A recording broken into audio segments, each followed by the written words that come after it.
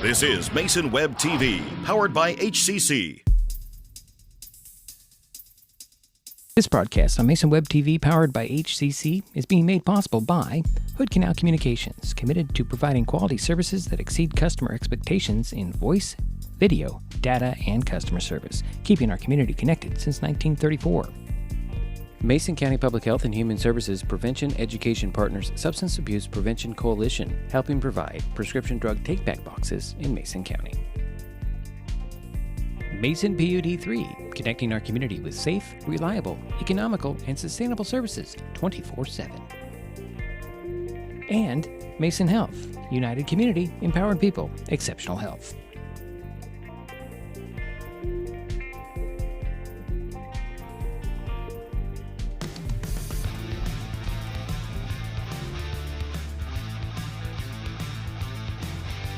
Good evening and welcome to Phil Pugh Stadium on the North Mason School District campus in Belfair, Washington. Tonight, Mason Web TV, powered by HCC and KMAS Radio, start the 2023 high school football season with the Mason County Cup and the Battle for the Axe, featuring the Shelton Highclimbers and the North Mason Bulldogs. My name is Diedrich Allen. Jerry Apple will be joining the broadcast shortly.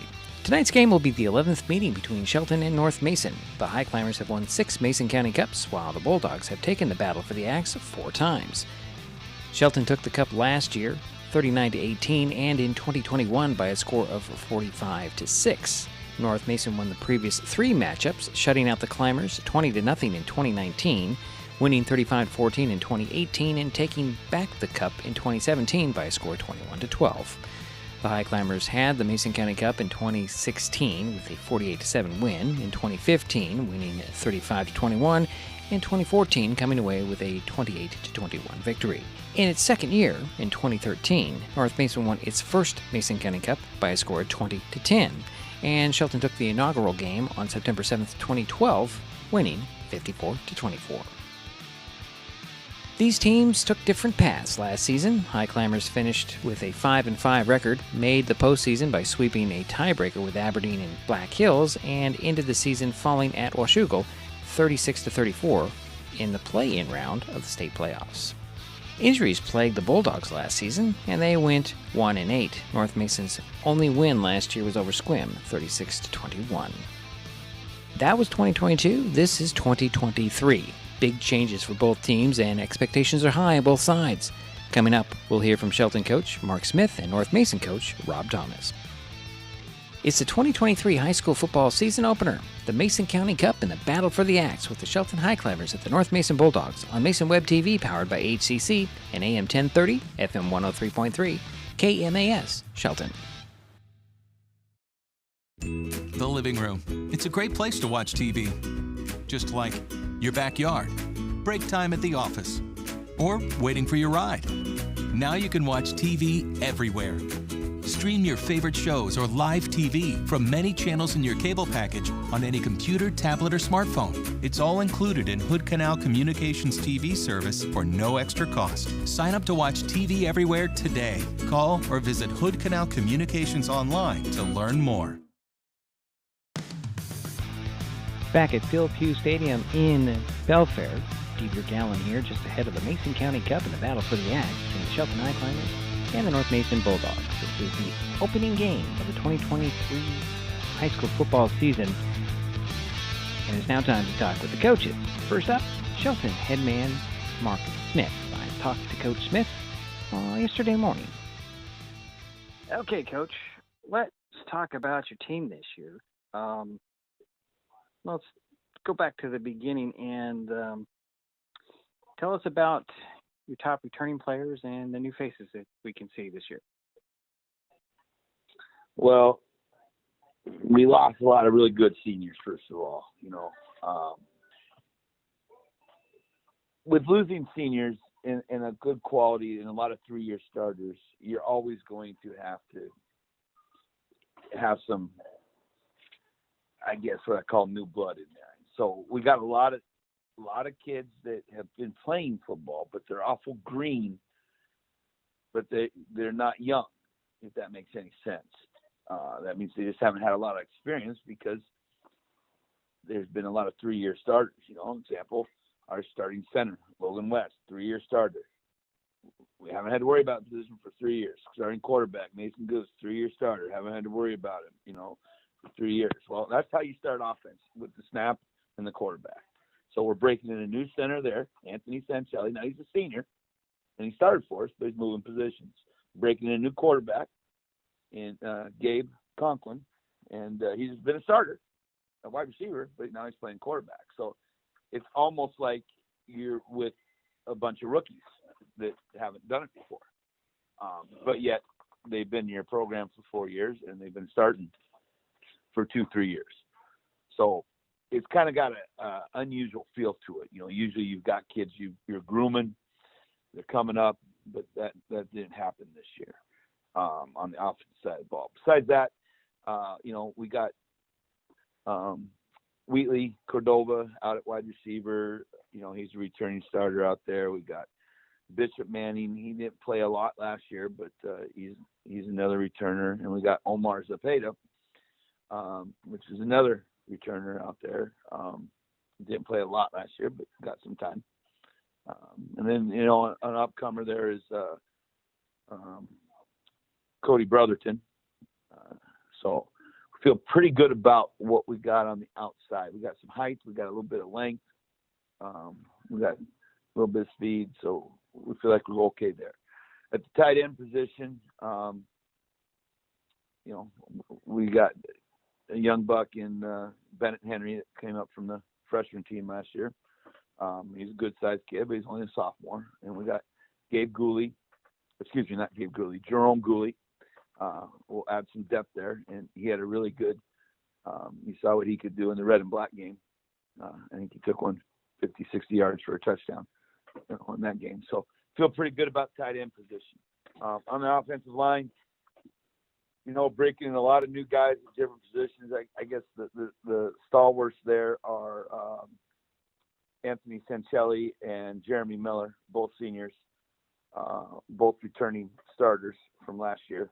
And then you add to that senior Roy Perez, Journey Bear. And then you put in there, we have this sophomore that had a really good scrimmage at Jamboree at Franklin Pierce, Mason Guard. He's only a sophomore. And then, the other positions are kind of in flux right now. That Video, data, and customer service. It's not solidified 100%. Noah Tuatea is in there as another guard. He's another sophomore. So we got like 3 sophomores, three seniors, maybe a couple sophomores, junior. But there's some good-sized kids there to work with on the offensive line. Then obviously in the backfield is probably where we have the most depth with returning starter Jaden Fuller, and then we've got Hunter Left that we've allowed to get back there and run the ball a little bit, and then the addition of Brad Evelyn, who has been playing baseball, and we got him to come out. So we feel like we got 3 really quality guys there in the backfield. A little thunder, lightning type stuff going on back there. And then at quarterback position, Gabe Conklin is going to be our starter on Friday night. Wyatt DePoe is the backup. But chances are you're going to see both of them. On the defense side of the ball, boy, Jerome Gooley, he's really special on that defensive line. Does really, really good things. Causes fits in practice all the time. All-league returner there. So feel really good about him as our anchor. Then we got Jason Castaneda, and then Jerome's cousin, I guess, is Gabe Gooley at the other end. So pretty good speed there on the defense line. Not kind of a little bit of philosophical change. Going with smaller, longer, faster kids on the D line instead of the bigger bodies. Put more speed on the field there. Linebackers, you got Hunter Left back in the middle at Mac. 100 tackles from last year, all-league performer. You had that with Brad Evelyn, and then newcomer, sophomore Troy Green will be our stud out to the field. Our three safeties, Cam Heising will be replacing Brad Ellington, which is a huge, loss for us there in the middle. But, Cam's worked really hard in the offseason, and he's got good speed, and he likes to be physical. So feel good about him there in the middle. And then we got Omar Zepeda outside on one side, and Ben Morford is the other high safety on the other side. And then our two corners right now are Cody Brotherton and Fuller. So Jaden Fuller. So we feel the defense is the fastest it's been since I've been here. So we feel really good about that speed on defense. And we'll have to see how it holds up against some of the bigger teams, and we have some ability to change personnel if needed. In the special teams department, been very pleased for the most part with our special teams early in the year here. We'll see how it performs on Friday night, but Gabe Conklin will be doing our punting. Hunter Left will be doing our long snapping and short snapping. AJ Weir and Dickey will be doing our kickoffs and extra points and field goals and onsides. They'll kind of be splitting time there. And,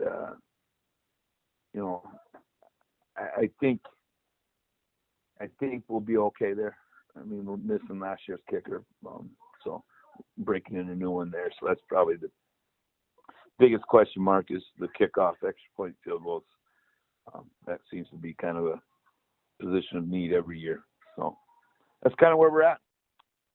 So you talked about your scrimmages and your jamboree. What are you feeling about how your team did in the jamboree?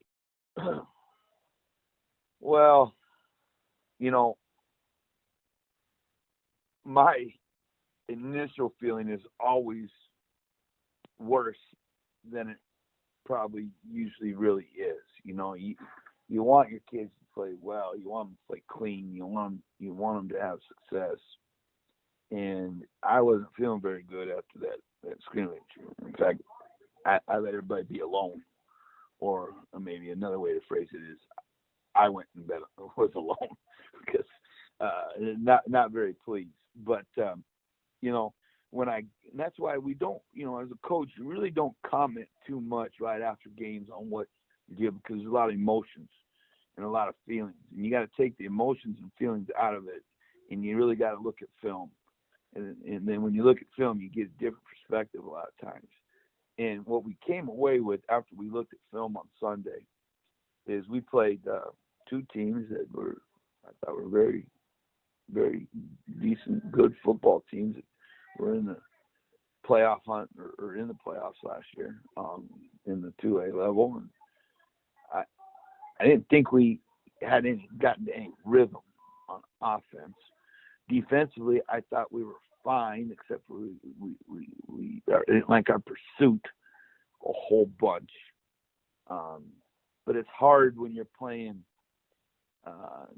15 plays straight, and you just move it back, and there's no special teams, and you're just calling plays. You're not really trying to win. You're trying to get stuff on film so you can evaluate. So at the end of the day, when we got back and we looked at film, boy, we were really close. It was like one block here, or one snap here, bad snap here, or a fumble, ball security issue here, or a timing route here that we didn't run that route with the timing, the depth, or the quarterback didn't get enough depth on this deal, and so it was just a bunch of little things. It wasn't that you saw guys getting blown off the football or we missed a couple protection schemes that didn't add up, we got fixed. So, I had a much better feeling Sunday morning when we met as a staff after we got to evaluate film than I did Saturday afternoon at about 12 o'clock. Okay, so you get out on the field and you play for real on Friday night. What do you expect out of North Mason? Well, they haven't had any scrimmages. They didn't do any blue and white scrimmage this year. I talked to their coach. They didn't do a jamboree. So haven't seen them on film, All we can do is go off of last year's film and, see what their, we know the personnel they had last year. And so, they got a couple kids returning, their best player, number 2. We got to keep an eye on him on both sides of the football. He's a difference maker. So, we got to know where he's at, make sure that we got him accounted for when we're on offense and not let him run free. And we got to make sure we know where he's at when we're on defense. I'm sure the offense is going to funnel through those hands. They're going to get the ball in his hands. We got to make sure we're rock solid there. Talking to their coach, he feels really good about their off season. They've increased their numbers. They're typically a run first team. They're typically going to have a tight end in every formation they have. They're usually going to be 2 backs. They're going to be physical. And they're going to, play a cover 3, middle of the field closed. So they're going to have a free safety in the middle of the field, whether it's cover 1 or cover 3. You have to see those corners. Those corners are up. They're playing cover 1 usually. Those corners are back. They're playing cover 3.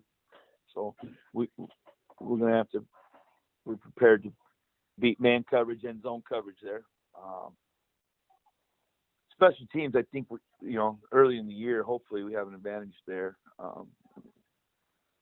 We think we do. Here's the thing about early season games when they're a rivalry game. You can't make the game special. You got to make it important. You can't make it this big old ordeal because that's when the upsets happen. That's why they call it rivalry game. That's when, Oregon State beats Oregon or Washington State beats Washington. Or Washington beats Washington State. Whoever has the better team, loses because they make it into this thing it's an important game. It's game 1. Yeah, it's our rival, but you can't make it into this big special thing. That's for everybody else. That's for the media. That's for the papers. That's for the fans. That's for the tailgating. That's for these sky jumpers to come in, right? It's not about the football. Grant Capow's there, skydiving, they're having tailgate party, all this kind of stuff. I get it. Make every game like that because every game's important, right? This one just happens to be for a cup and an axe, right? Right. So we understand the importance of it, but we're not trying to make it be this Super Bowl all special deal. And if we can do that, I think our frame of mind will be much better than somebody who might think this is their Super Bowl. Okay, with that being said, I want to ask about the rivalry, but I will ask your opinion on how you feel you'll do in your league this year. The league's going to be interesting.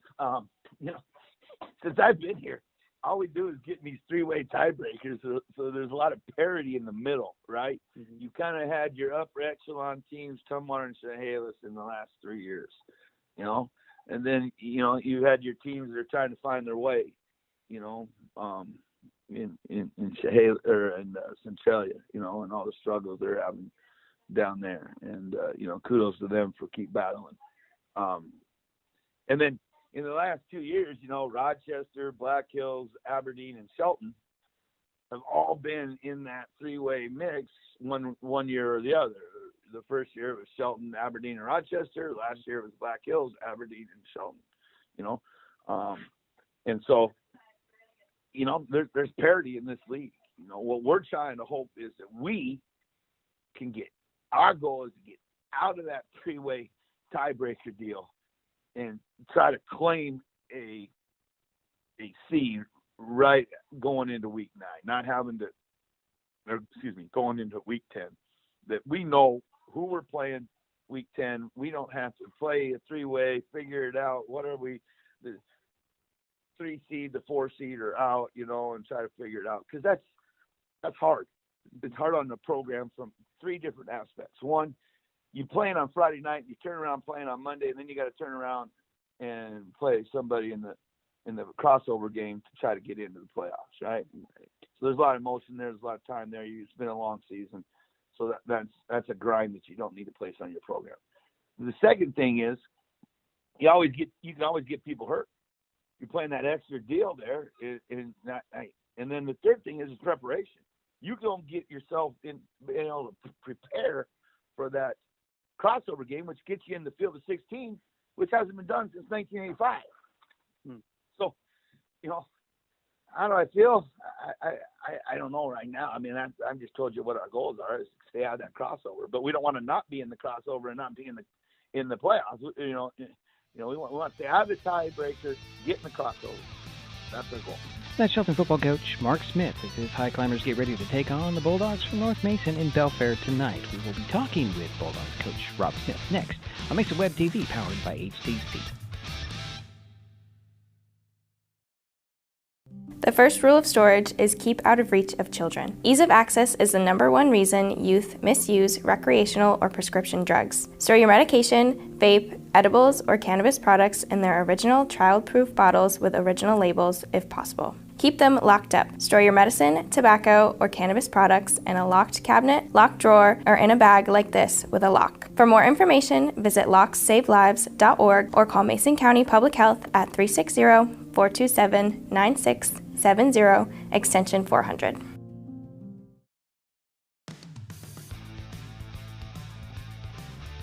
Back at Phil Pugh Stadium in Belfair. The battle for the axe is coming up in moments, but first we must talk with North Mason football coach Rob Thomas. Coach, let's talk about your team. Last year, a little bit frustrating for you. You just couldn't keep people healthy. Is that right?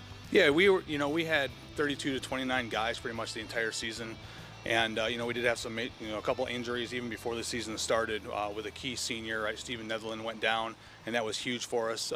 But obviously depth was a big factor last year. We would do really good the first half of football, first half of a game, and then all of a sudden, right, guys can only take so much. So about halfway through third quarters, right, they're just dog tired, and that was a huge contributor to a lot of games last year. Like I said, we had opportunities, we just didn't have necessarily the depth, right, to continue to battle like we wanted to.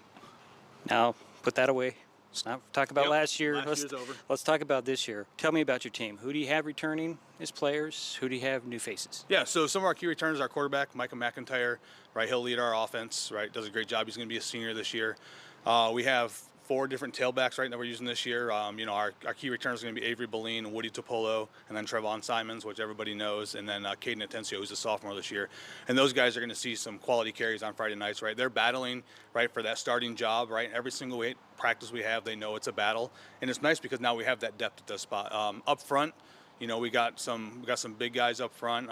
Sean Harris is going to lead it at our center spot as a senior, right? Leland Lopes, right, is our transfer in, right? He came from Gig Harbor. And then, like I said, we got a couple other young guys, but they're all meshing right now. And then wide receiver-wise, we got Hayden McFarland and Nicole McCormick, who are going to be our top 2 guys out there that we're going to be throwing the ball to. Defensively, right, we have a lot of the same guys coming back. The thing is now is, like I said, we have the depth, right, to give those guys some breaks, right, when they need those. And now it doesn't fall off the block as far as, like, hey, when we put somebody in, they're like, hey, I need you for 2, right? We're okay with you going out there for a series because, like I said, the guys are way more conditioned this season, right? They put in a lot of work during the summer for as far as lifting goes, and we're seeing that on the field now, which is awesome. Let's talk about your league. It seems like North Kitsap's at the top, and then everybody is very competitive underneath. Where do you feel your team fits this year? So I tell you right now, we honestly feel like we are going to be right in a playoff hunt. Depth alone is going to help us out in those areas, but like I said, we are way better conditioned, right, stronger than we have been in the past. We had a great spring. We went to camp over at Eastern Washington University, right, had a great camp. And I think we did a lot of growing when we were over there, right? Because it was 3 days of nothing but football, right? No distractions. And the team was able to build, and we got to play teams like Garfield, right? And all of a sudden, when we played with them, right, they were like, we can play with anybody at that point in time, right? So I think that built a lot of confidence, right, which was really good for our team. So we absolutely expect to be right in the thick of things, right, and a hunt for one of those playoff spots this season. First game, Shelton, Mason County Cup, battle for the axe. You want that thing back, right? Oh, absolutely, right. We love this rivalry, right? It is absolutely amazing, right? You know, 2 programs in Mason County that they go and get to do battle every season, right, for that first game. And right now, yeah, we talk all night, but come Friday night, right, we get after it, and we always love, like I said, playing those guys. And it doesn't matter, right? I was talking to their coach. I said, it doesn't matter, right? They could be the top team, right, in the state. We could be the top team in the state, or even the bottom teams, right? You're always going to play hard, right, in those rivalry games, and we expect nonetheless this coming Friday, and we think it's going to be a great battle. What do you expect out of Shelton this year? You know, like I said, talking to their coach, right? They're doing some rebuilding, right? We know they lost Goose, right, at the quarterback, but the other guy that's in there, right? He can still sling the rock. He's got good feet, right? He moves around well. They're always going to be good up front, right? They're always are very well up front, and so we're, like I said, you know, we're going to have to make adjustments on the fly, right? Because you know the film we have is obviously from last season, and you know we know they're going to shift some things around just like we do. But you just got to be willing, like I said, to make changes on the fly and hope your guys, right, can adapt to whatever that is. So we're excited. Like I said, we think it's absolutely going to be a dogfight out here on Friday night. Coach, thanks for taking some time out of your busy schedule. No, absolutely. I appreciate it. Thank you. Go Dogs. That's Rob Thomas, headman for the North Mason football team. Is Bulldogs getting ready to take on the Highclimbers from Shelton in the battle for the axe in the Mason County Cup. We'll have more from the pregame here in a moment on Mason Web TV, powered by HCC and KMAS Radio. An important safety reminder from Mason PUD 3. Please never touch a downed power line. If a power line falls on your vehicle, stay inside and call 911. Tell others to stay back. Wait for emergency personnel. Never touch anyone or anything in contact with a downed power line. Always stay at least 100 feet away. Never use an object to move a downed wire. Don't remove trees or limbs near a down line. Electricity travels through ground, trees, branches, and more. It's not safe. If you see a down line, call PUD 3 at 360-426-8255.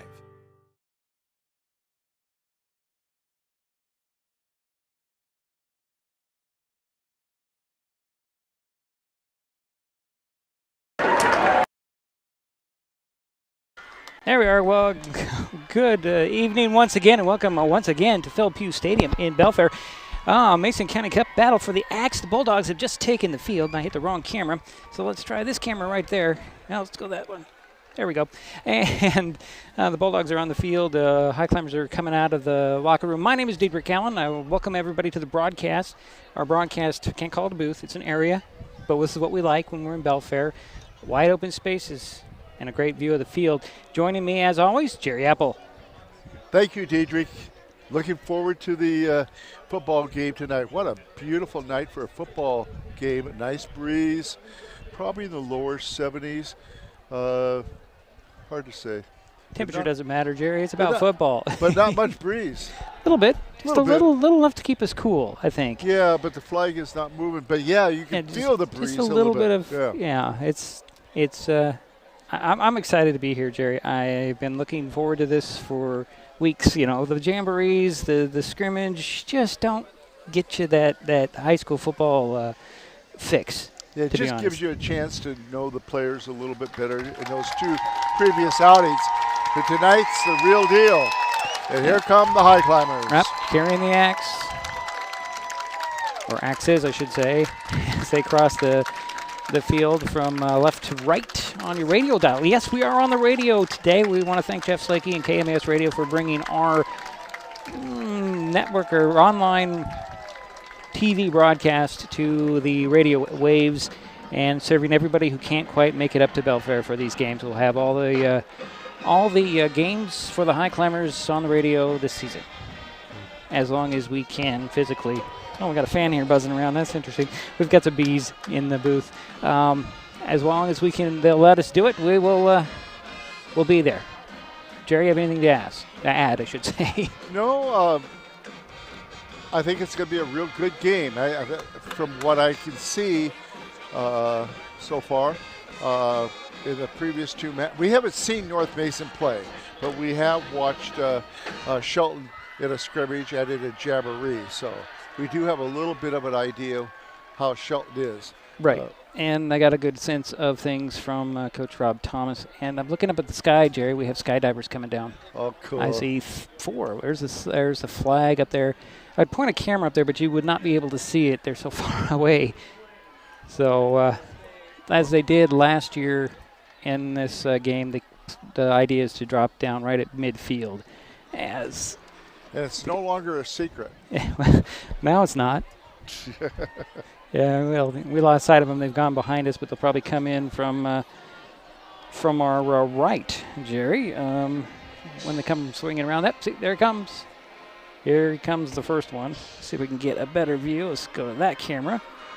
And there's one dropping in, and there's another one. Pretty cool, pretty cool. Here's somebody. There he is. I'm assuming that they're men. There could be women. The Farringtons do a fabulous job. Oh, look at this, Jerry. That is so cool. Bringing the American flag from the sky. That is so cool, Jerry. And we had 4 of them. 4 of them. parachuters. Yeah, that is just a nifty sight to see. If you missed it, you'll have to check the replay on MasonWebTV.com immediately after the game, or if you're watching, you can roll back and watch it again. Anyways, the national anthem's being played right now, so we'll take a timeout. We'll be back. This is Mason Web TV, powered by HCC and KMAS Radio.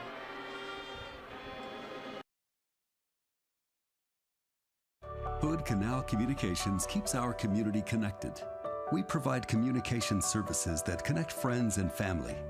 We're connecting with our neighbors through support of local causes and events. Connecting our students and schools to a world of learning resources. And connecting you to the latest technology with local customer service. Learn more about our community connections, high-speed internet, and streaming TV options. Visit hcc.net today. Getting unneeded medications out of the home can help prevent misuse, abuse, and accidental poisoning. The Drug Take Back program provides consumers with a safe means for disposing of unused, unneeded, and expired prescriptions and over-the-counter drugs. Mason County has 10 prescription drug take-back boxes at various pharmacies and tribal locations. For more information, go to medtakebackwashington.org.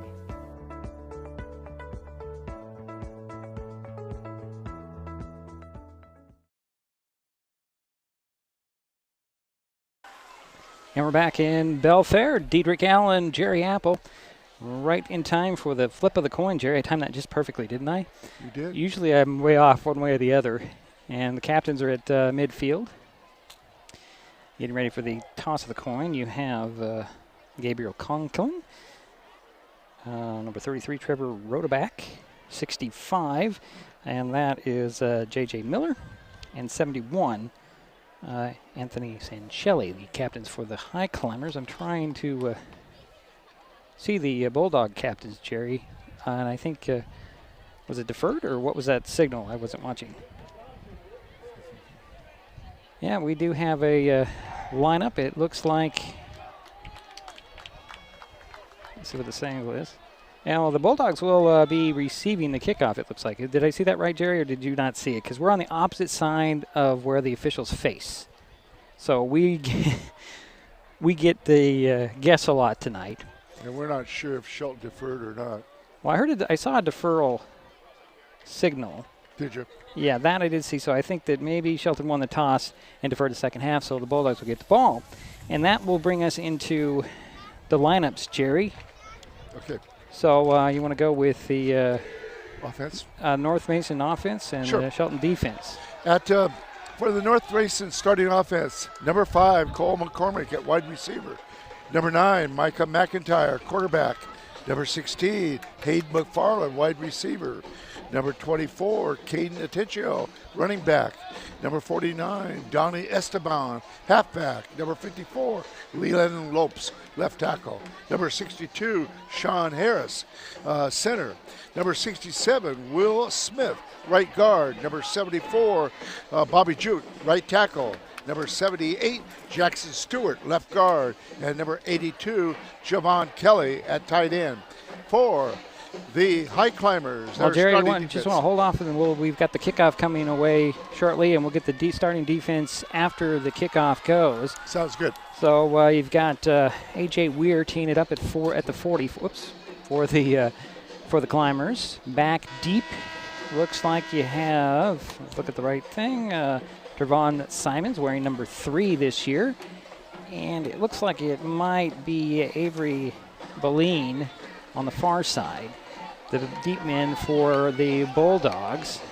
And we have a delay here. Maybe Jerry could have got the starting defense out, but we're waiting for another player to jump on the field for the Highclimbers.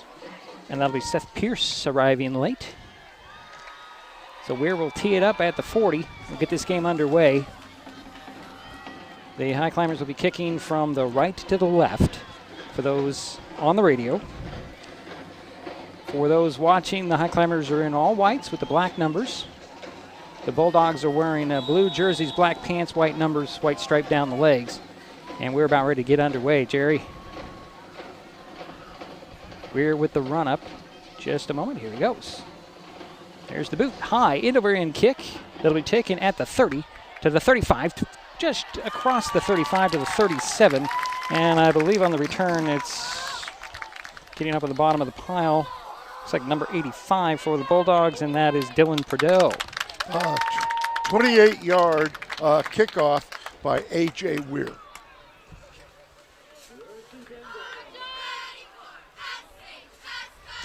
And so it'll be 1st and 10 for the Bulldogs. Jerry, can you do that defensive starters for the Highclimbers real quick?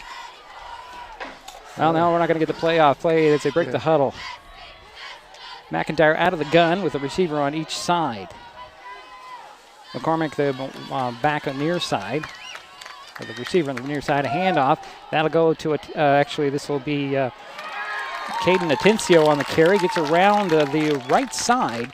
Picked up a couple of yards to the 40. So it looks like it'll be 2nd down and 8 coming. Just shy of the 40. 2-yard pickup. 11.5 minutes to go. Clock is running here, first quarter.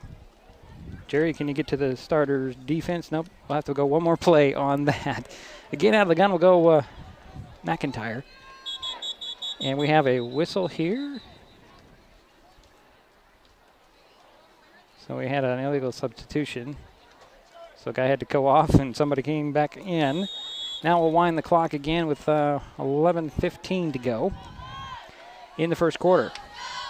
Handoff again to Atencio. Spins out of one tackle, but just is slowed up. Enough ball comes out, and the Highclimbers came up with it. Did they get the ball? It is a turnover, and the Highclimbers have the ball, Jerry. Wow, what a quick exchange there. Somebody poked it out, and the Highclimbers recovered it, and I believe it was Cam Heising that came up with that ball, Jerry. So it's 1st and 10 for the Highclimbers. So, Jerry, we can run down the Highclimber offense. I can do that real quickly. Bishop Manning is a wideout. Gabriel Conklin, the quarterback. Omar Zepeda Soto is another wide receiver. Jaden Fuller in the backfield. Mason Guard. Noah Tiatoa.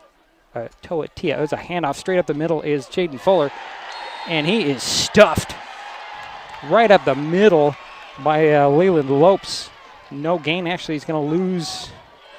Well, now I'm going to call no gain on that. It'll be 2nd and 10 from the Bulldog 37. Sorry, folks, we're a little bit rusty here ourselves. Again, the Highclimbers will go out of the pistol. Manning, the receiver on the far side. Cordoba, the receiver on the near side. Turn around and hand it off to Fuller. Fuller, clotheslined and dropped. In there on the tackle for the Bulldogs, Robert Jute was one of the two, and I think Lopes also in there on the tackle, and it's a loss of 3, and it's 3rd down from the 40 now for the Highclimbers, trying to capitalize on the turnover.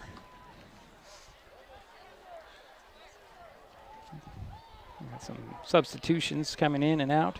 10-14 on the first quarter clock, no score. Shelton with the ball in Bulldog territory with a 3rd and it looks like 14 from the 40. Again, out of the pistol. Conklin faked the handoff this time on the rollout, going to the right, sets his feet, goes deep. Got a guy there. It's Cordova with a catch inside the 10. Dropped at the 5. Big pass and an excellent catch by Wheelie Cordova. First and goal for the Highclimbers. They'll spot him at the 6, it looks like, Jerry. 32-yard catch by Wheelie Cordova from the quarterback, Conklin, Gabe Conklin. So first and goal from the 6 for the Highclimbers. Looks like they're going to go with what we call the hammer package, Jerry. Got Conklin with a back on each side and Fuller behind him. He'll fake the toss, keep it himself, tuck it under, run up the middle, fire his way near the goal line. Did he get in? No, he's down just short of the goal line at about the 1 foot line, Jerry, if that. Second and goal. 5 on the play. Second and goal coming for the Highclimbers. They're in, knocking on the door, trying to take advantage of the turnover by the Bulldogs. 9:18 to go here, first quarter, no score. Second and goal from, we'll call it the 1, but it's like the 1 foot. Again, out of the hammer. This is a little different formation than the hammer has been in the past. And we are going to have a false start here, Jerry.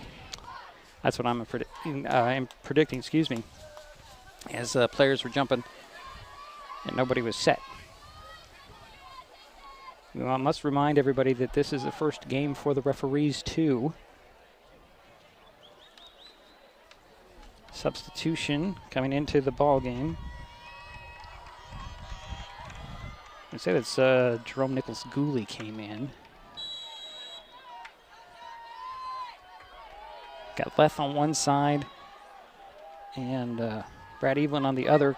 It's direct snap right to Conklin, straight up the middle for the touchdown. And the Highclimbers strike first, 6-0 with 8:46 to go in the first quarter in this Mason County Cup. Point after coming. And it looks like they might be going for 2, or am I wrong? Nope, I'm wrong. There's a 62-yard drive on 6 plays in about 3 minutes, 2.5 minutes. So the point after is coming. Weir is on to kick the point after. Brotherton's the holder. The long snapper is Leth. So it's Cody Brotherton, the snapper, and A.J. Weir, the kicker. Waiting for the snap of the ball. There's the snap. The spot is down. Kick is up. Kick. It looks good from our point of view. We'll wait for the signal. It is good. 7-0. Shelton on top early. 8:46 to go in the first quarter of the Mason County Cup. This is Mason Web TV, powered by HCC and KMAS Radio.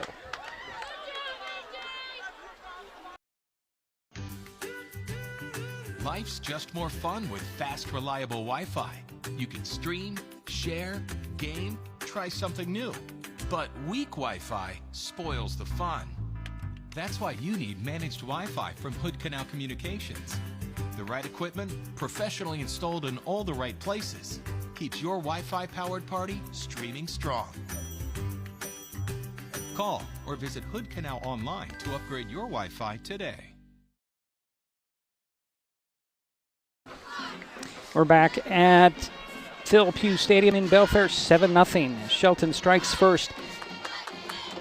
It's 8:46, but they put 3 more seconds on the clock. It's now 8:49 to go first quarter.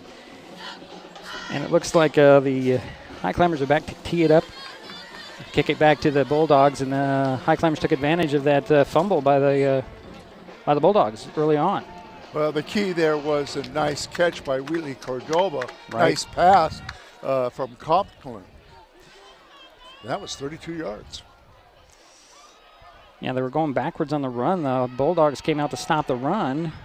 Highclimbers decided to go pass on a 3rd down, and they strike and get the set up the touchdown. So here we go with a kickoff from A.J. Weir. He's going to do another end-over-end kick. This one's a little bit deeper. This one's going to be taken at the 13. This is Boleen. Boleen fights his way for the 30-yard line, across the 30 to 32. And that's where North Mason will take over in this possession of the ball game, their second. So 1st and 10 for North Mason on the 32-yard line. Nice kickoff by A.J. Weir, 47 yards.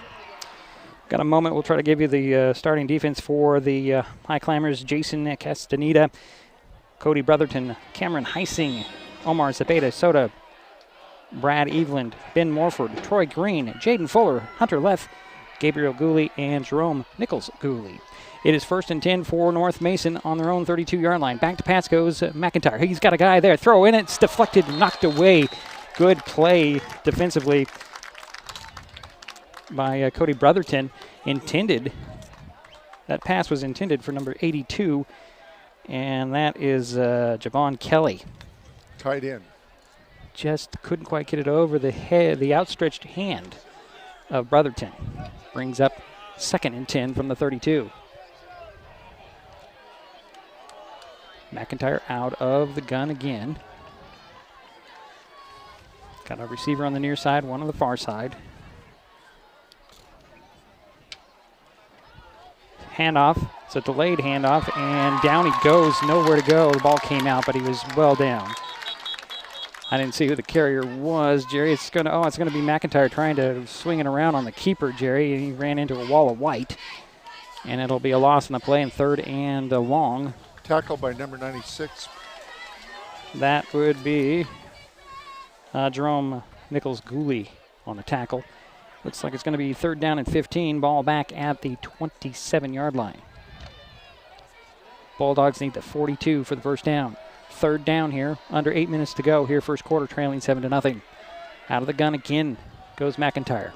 There's an up back, that's Woody Topolo. Snap is on Tiger. He'll dump it off to Atencio, and he's smothered under by, that would be Cam Heising with the tackle. There is a flag on the play, Jerry. Number 13 was also in on that tackle, number 13. That's Zepeda Soto. We're checking out the flag at this point. Another loss on the play if it stands. Which would, if they lead it with the play stands, that'd be 4th down. Take the penalty, pushes the Bulldogs back more. If it's on them, if it's on the Highclimbers, that's a break for the Bulldogs. Let's see what the call is. Oh, it is a chop block on the Bulldogs. That's refused. That'll bring up 4th down. So it's going to be 4th and, a bunch here. We're going to mark the ball down at the 20. I think I say no loss on the play there, Jerry. So it'll be 4th down and 15 from the 27. Punting situation. And it looks like, I say it's Boline back there to punt it away for the Bulldogs. Back standing about his 35 is going to be Fuller. There's the kick. It is a spiraling kick, but kind of short. That one's going to hit at the 45 and take a bounce. It's actually going to roll inside the 35 down to the 30. I was wrong. It was Zepeda Soto back to receive that punt. He stayed away from it, and the Highclimbers will take over on their own 30-yard line, 1st and 10. Jerry, anything to say at this point? Nothing? Silence. Crickets from Jerry. So it's 1st and 10 for the Highclimbers. Never did finish that starting lineup for the Highclimbers. Bennett Henry plays the tight end. Wheatley Cordova, wide receiver. Roy Journey Bear Perez is the left tackle. The center is Anthony Cincelli. Jeremy Miller is a left guard. Here's a pistol, and it looks like people are jumping. Bulldogs are pointing to the Highclimbers. Highclimbers think it's on the Bulldogs for encroachment. Let's see what the call is. As we discuss, Noah Tuatea, they're going to call it a false start on the Highclimbers, so we'll march it back. So it'll be 1st and 15 from the 25 now. Mason guard, Jaden Fuller, Omar Zepeda Soto, Gabe Conklin, and Bishop Manning, the lineup for the Highclimbers. As Zepeda Soto will come out, and coming in will be Jerome Nichols Gooley. Pistol formation. Conklin has Fuller behind him. It looks like it might be Eveland in front of him. Oh, bad snap. And Conklin will pick it up and slide down at the 10-yard line. That snap was just a little bit too high for Gabe to handle, and it's another loss on the play. A loss of what looks like 15, 20. 15, Jerry. Back to the 10-yard line. Yeah. Actually going to spot it at the 9. They need to get to the 30 for the first down. That'll be second down and 21, excuse me. So Conklin will go empty backfield out of the gun. He'll take a little rollout to his right, stops, sets his feet, gets some time, throws it long. Got a guy there, nearly intercepted by McIntyre. Bishop Manning played defender on that and knocked it away. I think it was intended for Bishop, just a little off target. It was, yeah. And that'll bring up third and 21 from the 9 for the Highclimbers. 6:40 to go first quarter, 7-0. Shelton with the lead and the ball in their own territory. Manning and Cordova go wide to the right. Looks like Zepeda Soto and Henry are wide to the near side. Now they're going to load the short side of the field. That's the near side with 3 receivers. And Fuller is kind of an out back there. Empty backfield. Dump it off to Fuller, setting up the screen. He gets some blockers, and he fights his way to the 15-yard line with a 6-yard pickup, Jerry. Not enough for the first down by far. Brings a fourth down and really long. Yeah, they had to go about 40 yards to get a first down. It seems like that. They had to get up to the 40. Or no, excuse me, 30. They had to go 30 yards to get a first down. So it's a punting situation, and Gabe Conklin will do the kicking. Trevon Simons back about midfield, waiting for the punt from Conklin. For the Bulldogs, you come after this. Snap is on target. Kick is high, spiraling. Simons will let it go, and it brushes by everybody, and it'll be down at the 41-yard line. Doing the downing is going to be 44-yard punt. Bennett Henry. So first and 10 from the 41 for the Bulldogs. 5:43 to go first quarter, 7-0. Shelton with the lead, and North Mason gets the ball back. Pretty good punt. Good punt. Nice, pretty punt. So first and 10 for North Mason on the 41, their own 41. 7-0 is the score. We're still in the first quarter with 5 minutes, 43 seconds. McCormick goes wide to the far side. That's to the left. Near side is McFarland. Handoff in the middle to Atencio. I'm sorry, that's not Atencio. Yes, it is Caden Atencio. He fights his way just to the left of the tackle, to just to the shy of midfield at the 49. I'm going to give him 3 yards on that. Looks good. He's the only one that's carried the ball so far for North Mason. He's second down and 7 from the 49. He was a starting back last year for North Mason. Pardon me, I'm the 44. See, I'm still getting used to positions and numbers. I'm really off today. That's a 5-yard difference. They're at the 44-yard line, started at the 41. So it's now second down and 7. Need to get to the 49 of Shelton for the first down. Out of the gun will go McIntyre to pull over the up back. Hand it off to Atencio. He'll cut it up the seam, trying to make a move, and then he's swallowed under Hunter left with the first guy there. And it looks like it was Cody Brotherton to clean that up. Short gain of 3 yards. Third down and 4 from the 47. I've got the markers right. You'd think I'd get it right, Jerry. There's nice big numbers painted on the field.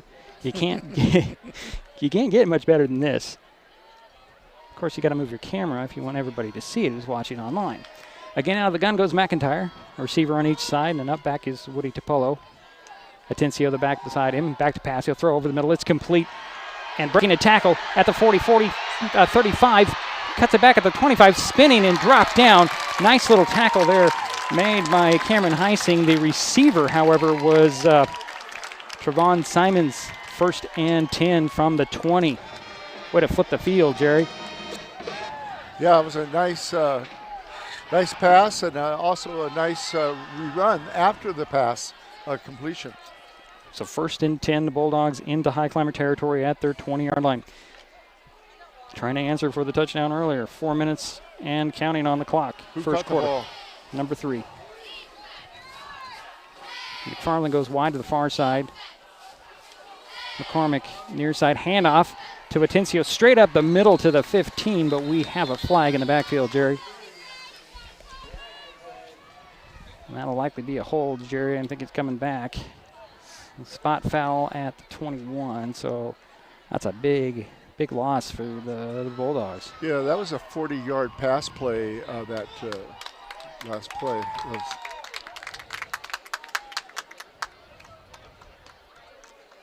So the penalty did go on the Bulldogs. That'll march them back. I believe it's 10. Nope, it's only 5. It's a 5-yard penalty. So we're on the opposite side, so we don't have, nope, they're going to mark it back again. So the ball is back at the 30-yard line. It'll be first down and 20 from the 30 for North Mason. 3:47 to go, first quarter. 7-0, Shelton with the lead, North Mason with the ball. McIntyre will go out of the gun. Topolo the up back. Atencio is the back beside him. He's back to pass. Hesitates, pumps and goes long. McFarland there, catches it in there, touchdown. Flag on the play, but I think it's going to be a defensive pass interference, and that play will stand. Touchdown, Bulldogs. Point away from tying this thing up, but we will have to check the flag. McFarland with a nice pass, or nice catch in coverage, Jerry. Good pass by McIntyre. That was a 30-yard pickup and a touchdown. Let's see what the penalty is. Waiting for the call from the umpire, or the referee, excuse me. Guy in the white hat, as I like to call him.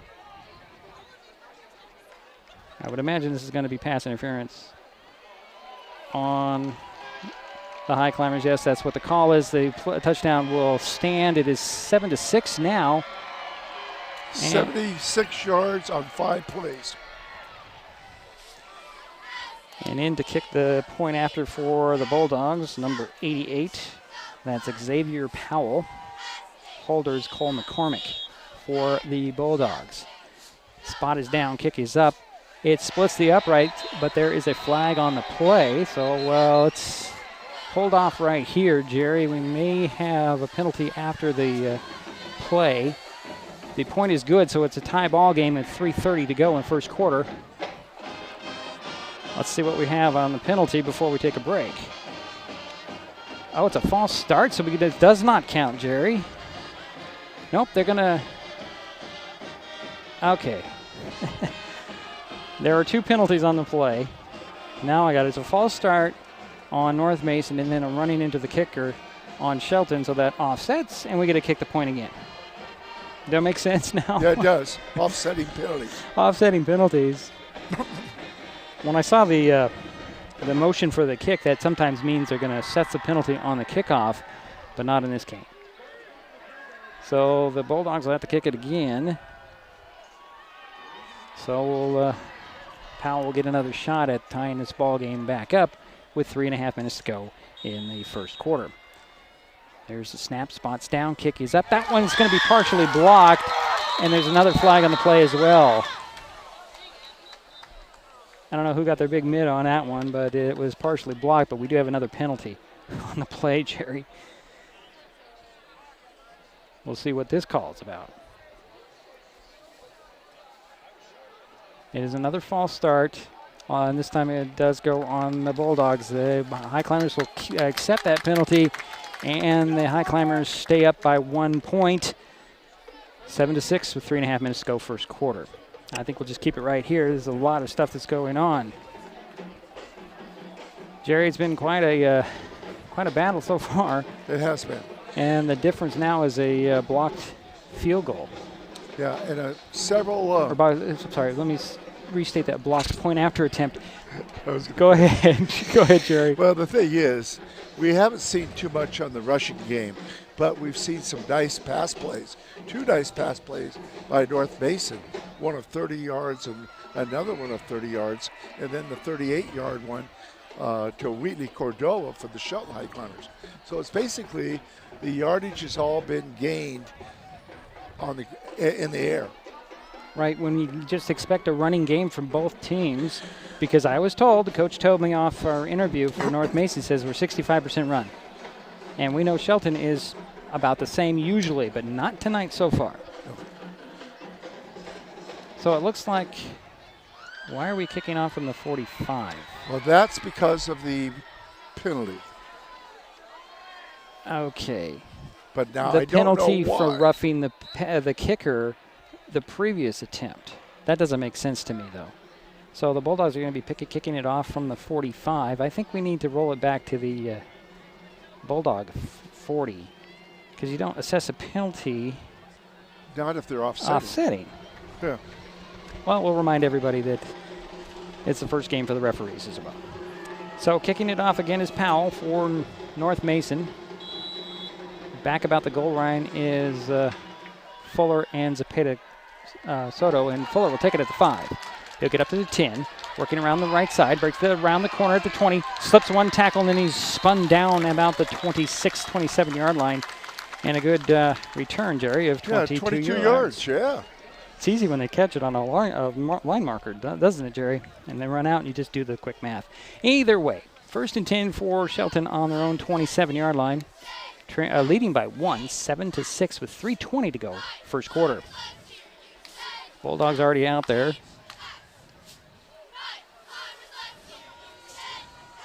You have a timeout there? No, we're just waiting for the officials to get things going. So a nice return by Jaden Fuller. As we know, Jaden has a lot of speed. He does. So the Highclimbers will come off the sidelines, go right to the formation. You've got Bishop Manning wide to the near side on the numbers. It's the wide side of the field. 2 receivers on the far side, which is the short side of the field. Highclimbers are going right to left. Manning will go to motion, down to the seam, and then he'll step back and set his feet. Out of the gun will go Conklin. He'll flip it, and this goes to, what was that? That's Cameron Heising with a little run, trying to take a little flip handoff, and gets around the corner going to the left to the 32-yard line. About a 5-yard? Yeah, 2nd and 5 from the 32. Clock is running with under 3 minutes to go, first quarter. 7-6 our score. Shelton with the lead and the ball. They lead by 1. 3 receivers to the far side. 1 to the near side. That's Bishop Manning. Fuller the back next to Conklin out of the gun. Waiting for the snap. It's on target. Conklin on the rollout. To his left. Throws it deep. There's a guy there. It's Bennett Henry. Run out of bounds after the catch at the 48-yard line. 1st and 10 for the Highclimbers. Just shy of midfield. And Jerry Conklin's held in there. He had some pressure coming, and good pickup by his blockers to keep that play alive as Conklin made the rollout to his right.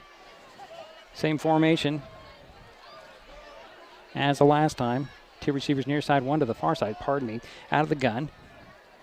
Back to pass, goes Conklin, short drop.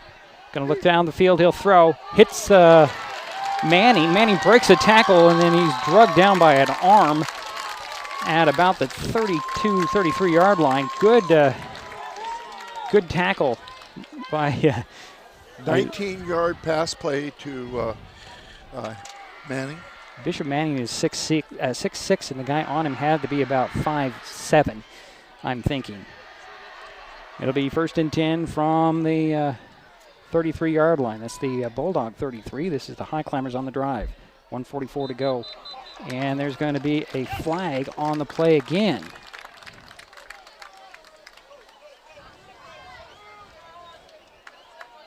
And this one will go on the Bulldogs. I believe that's going to be another encroachment or offsides penalty.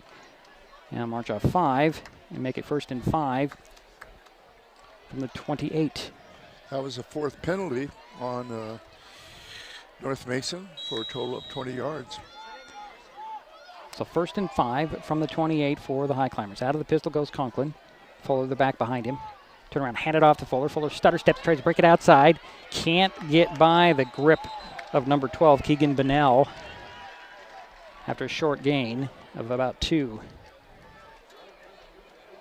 Make it 2nd and 3. Yeah, maybe only 1, Jerry. Okay. I'll spot the ball at the 26.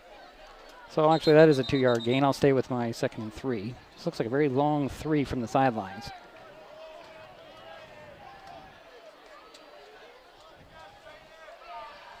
Substitution into the lineup now is, I'm thinking it's Jerome Gooley. He'll be one of the up men. He's one of the tight ends playing up off the line. Out of the pistol goes Conklin. New back in the backfield. And he'll take the handoff and straight up the middle. I can't see the number, Jerry. I'm thinking it's going to be Brad Evelyn, but I'll have to wait till he gets up the bottom of the pile. It is Brad Evelyn on the carry, number 18. Got 2, Jerry. It's 3rd and 1 from the 24. 33 seconds to go here in the first quarter. 7-6 our score. Shelton with the lead in the ball. 25 seconds on the clock. Out of the pistol goes Conklin with a receiver on each side. Turn around, hand it off to Evelyn. He'll break 1 tackle, bounce it outside, gets it inside the 15-yard line, still on his feet before he's dropped by 4 Bulldogs. Wow, what a run by number 18 for the Highclimbers, Brad Evelyn. 1st and 10 from, looks like the 14-yard line, Jerry. So we're looking at 8-yard gain?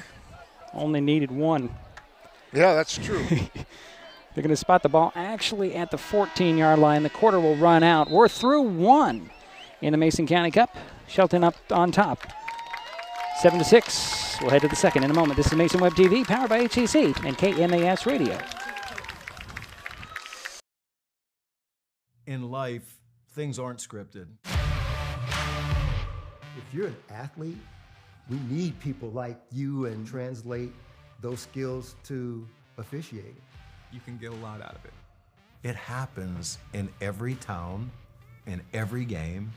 We never have a perfect game, but the rewards always outweigh the negativities.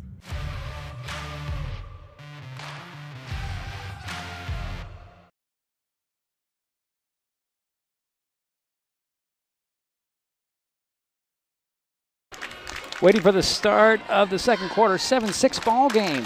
Shelton with the lead and the ball. They'll have a 1st and 10 from the North Mason 14-yard line when we resume play. Beautiful crowd here, Jerry. They all seem to be gathered around us, don't they? They're all to our left, Jerry. Yeah. So you hear a lot of, there's a great crowd on the other side as well. This is a great turnout. Plus the extra student section under the goalpost on the North other end. Mason students at the beginning of the year, right before football season, said we want that side. So the parents, the band, the students are on the far side. Well, Jerry, that is the new side, and that's right. It's covered. Yeah. This side is not.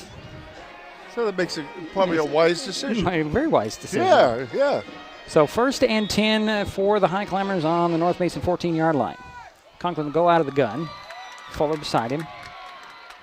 To his right. Manning alone, wide out near side to the far side. One in motion, a little flip to him. And that's Heising on the carry. Actually, yes it is. Into the end zone. Yes he is. Steps into the end zone. Avoiding a diving Cole McCormick. And the Highclimbers back on the board. The 2nd touchdown in the game. 12-yard touchdown run by Cameron Heising. That's Heising, right? It's number 6, right? Yes. I changed my numbers on this.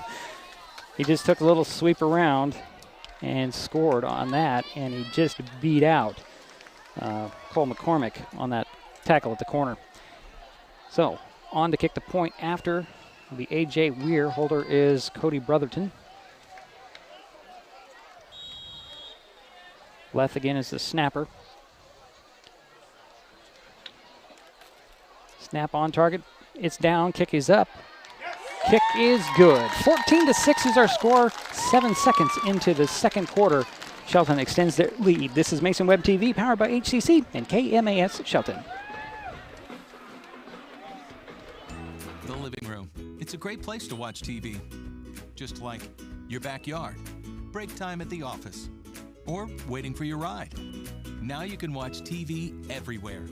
Stream your favorite shows or live TV from many channels in your cable package on any computer, tablet, or smartphone. It's all included in Hood Canal Communications TV service for no extra cost. Sign up to watch TV everywhere today. Call or visit Hood Canal Communications online to learn more.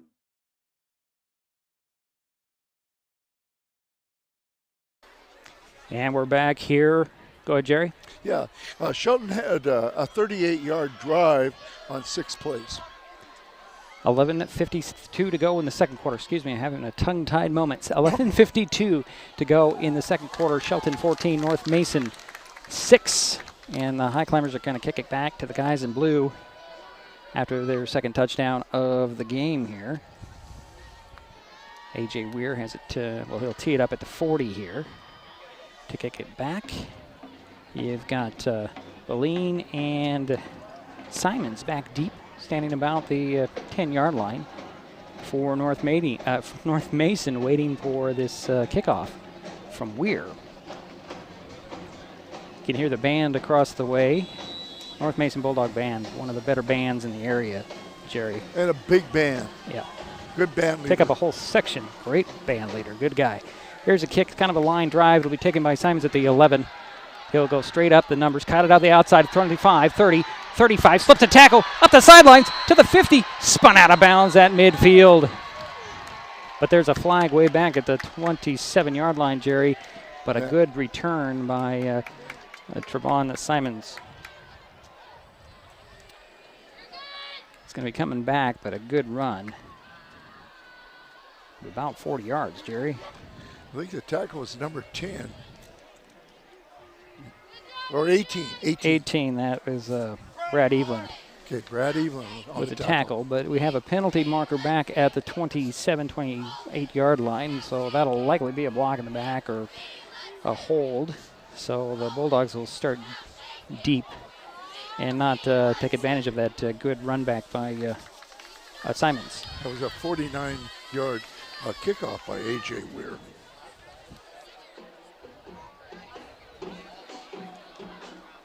Nope, they're going to pick up the flag, and actually they are going to mark it out at the 45, Jerry.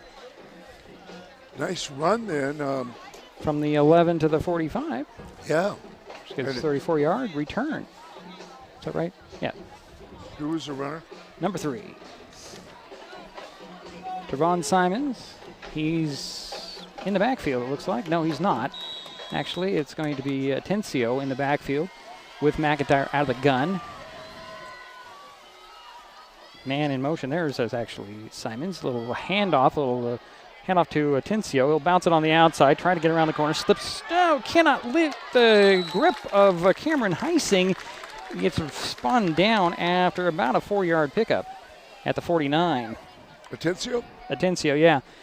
Cam Heising just grabbed a hold of an arm in a jersey and would not let go. Otherwise, Atencio could have been gone to the races. And we have yet another whistle here. I don't see any flags in the backfield. Do we have a timeout? We do have a timeout by the Bulldogs. 11:16 to go, second quarter. 14-6 is our score. I think we'll just keep it right here, Jerry. Correct. You have anything other statistics to throw out at us? Well, so far Shelton is 4 for 5 in the passing game, and Gabe Conklin being the quarterback for the Highclimbers.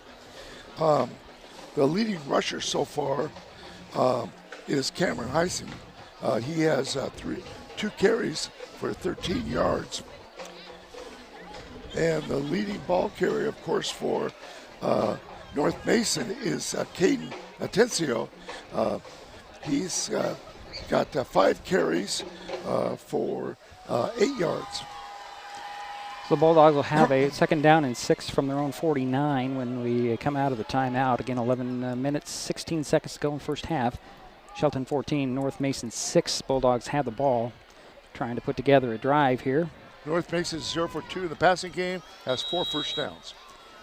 McCormick comes wide to the near side. Simon's in the slot on the near side, short side of the field. Simons will go in motion, handoff to him after the shotgun snap. There's a flag on the play around the corner. Tries Simons, who scampers up the sidelines, run out of bounds. Just outside the 40, 42-yard line, but that's coming back, Jerry. There's a flag back in the backfield. Or a block in the back. Could be, yeah. Either one. It's likely going to be a hold, though, because Simons was going away from the play. They were trying to misdirection there.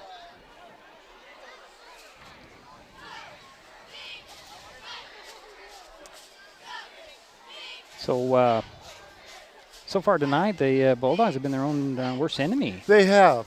Yeah, they've had 4 penalties, and that was, 5-yarder? I'm thinking this is going to be 10. Let's see where they put it.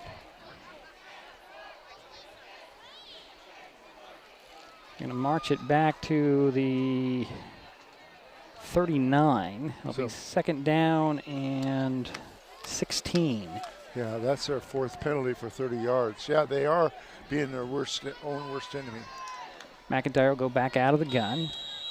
McCormick comes wide to the near side. Going wide to the far side is Hayden McFarland. Atencio the back beside McIntyre. Woody Topolo up. He's going back. He's going to pass deep to McCormick. Reaches up, caught it, but he's out of bounds. McCormick had a good play, out-jumped the defender, that's Fuller, but he was out of bounds when he caught it, so that play does not go down in the books, and it's third down and 16 from the 44, or I'm sorry, 39. I'll get right. Eventually, Jerry, it'll all come into my mind. It's our first game, too. Yeah. So third down and 16 from the 39. Well, I'm having fun keeping statistics tonight. You should see Jerry's. I gave him his whole take. He has a table to himself tonight. So he has all the room in the world. He's got me spoiled. And then we'll get home and you'll have to share your table. I'm sorry. I do? Yeah. Okay. Well, maybe Cheryl will give you some room. I don't know. Back to this game, 11 minutes to go in the second quarter, 14-6. North Mason with the ball. They're trailing in this game. They have a third down and 16 from their own 39. We're going to have a false start on that one. I don't know if you're going to get 2 men in motion. Topola was going sideways, but one of the linemen took off. Yeah. Or the tight end, I think, might have taken off on that play. I don't know. It's a false start, so Bulldogs again going backwards. Now it's 3rd and 21. Ball will be spotted at the 34-yard line. Highclimbers were trying to get up closer to the Bulldog huddle on that play, Jerry. Yeah, they've got a third down and 21. Yep. From the 34. Passing situation. You would think so. McFarland comes wide to the near side. McCormick goes wide to the far side. Lights come on here in Belfair on the field. Back to pass goes McIntyre. Will dump it off in the middle. Knocked away. Great play. By number 18. Yeah, Brad Evelyn stuck a hand out there and knocked it away. And that'll be 4th down. And there is another flag on the play, Jerry.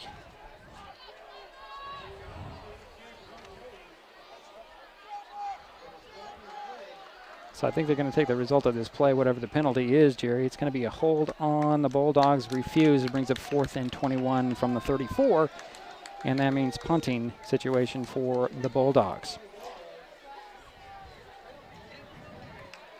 And the ball is marked on the North Mason 34. Omar Zepeda Soto will be standing about his own 37-yard line waiting for this punt from Avery Beline, the kicker for North Mason. The punter, I should say, for North Mason. So the ball's on the 34? Yep, the ball's on the 34, and we have a timeout by the Highclimbers. Let's take one ourselves. We'll be right back. This is Mason Web TV, powered by HCC and KMAS Radio. The first rule of storage is keep out of reach of children. Ease of access is the #1 reason youth misuse recreational or prescription drugs. Store your medication, vape, edibles, or cannabis products in their original child-proof bottles with original labels if possible. Keep them locked up. Store your medicine, tobacco, or cannabis products in a locked cabinet, locked drawer, or in a bag like this with a lock. For more information, visit locksavelives.org or call Mason County Public Health at 360 427-9670, extension 400.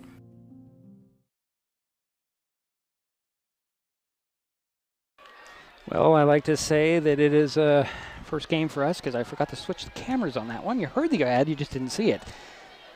So it's 4th down and 21 for North Mason coming out of the Shelton timeout. They're going to be punting. Avery Boleen is the punter. Going back to about his 35 is Omar Zepeda Soto for the Highclimbers.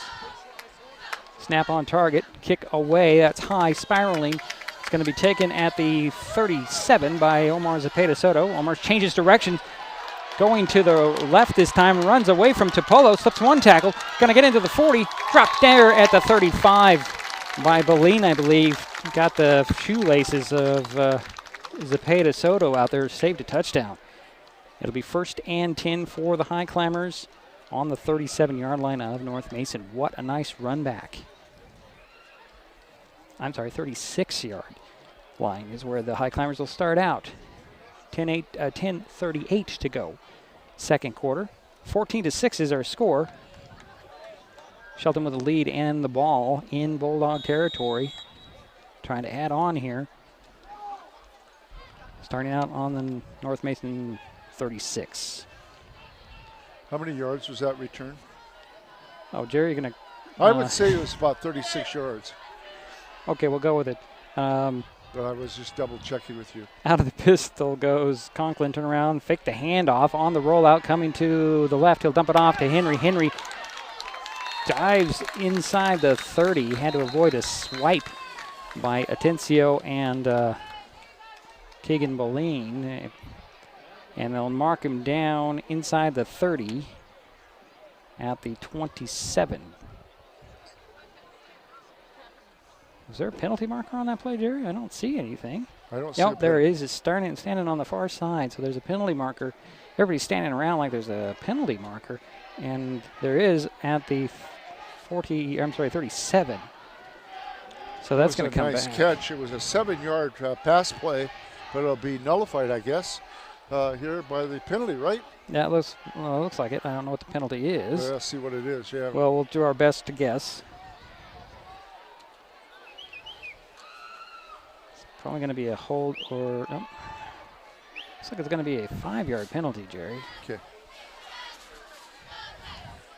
So that'll bring up 1st and 15 from the 41.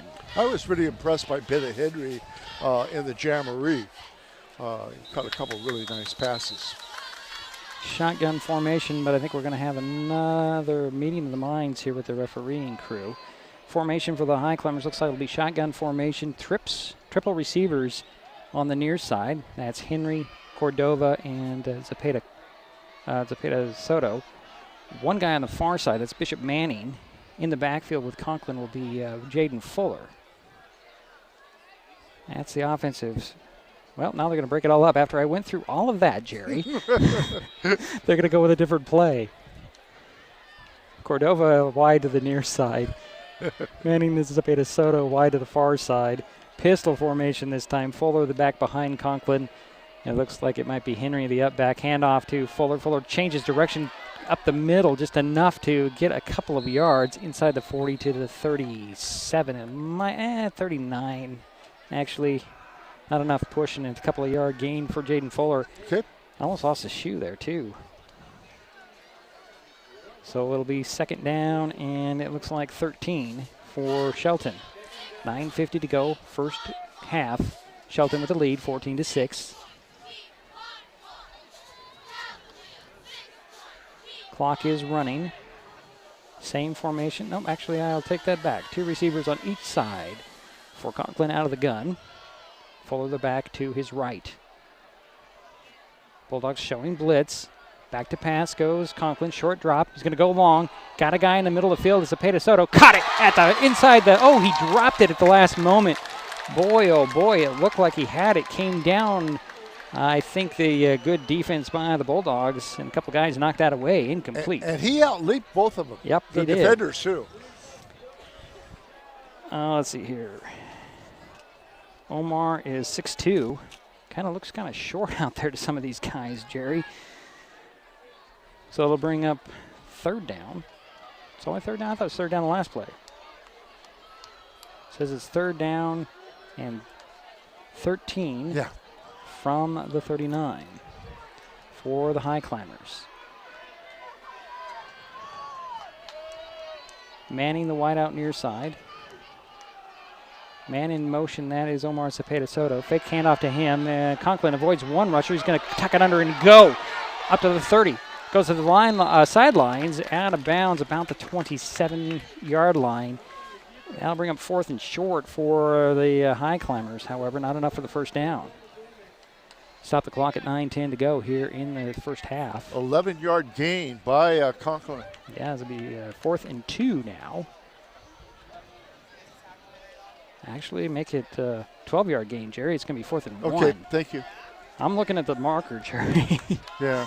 And here comes the hammer package for the Highclimbers. The big bodies out there. And they ran this pretty successfully last year. With a completely different lineup. But this is their hammer package, and it's actually a pistol formation. Conklin has 2 guys beside him and 1 guy behind him. No wide receivers, tight ends on the line. You've got Fuller the back behind Conklin. Conklin has Leth to his left, Evelyn to his right. Looks like now Bennett Henry is on the near line of the end, and there's going to be a timeout by the Highclimbers here with 9:08 to go here in the first half. Second timeout for the Highclimbers. And, well, let's see if we can get this to work properly. We'll step aside. This is Mason Web TV, powered by HCC and KMAS Shelton. An important safety reminder from Mason PUD3. Please never touch a downed power line. If a power line falls on your vehicle, stay inside and call 911. Tell others to stay back. Wait for emergency personnel. Never touch anyone or anything in contact with a downed power line. Always stay at least 100 feet away. Never use an object to move a downed wire. Don't remove trees or limbs near a down line. Electricity travels through ground, trees, branches, and more. It's not safe. If you see a down line, call PUD3 at 360-426-8255. And we're back here, 4th and 1 for the Highclimbers on the North Mason 27-yard line. I'm going to put 9:10 on the clock. Shelton with a 14-6 lead here in the Mason County Cup. Trying to extend this drive with a 4th down, and this will be under center.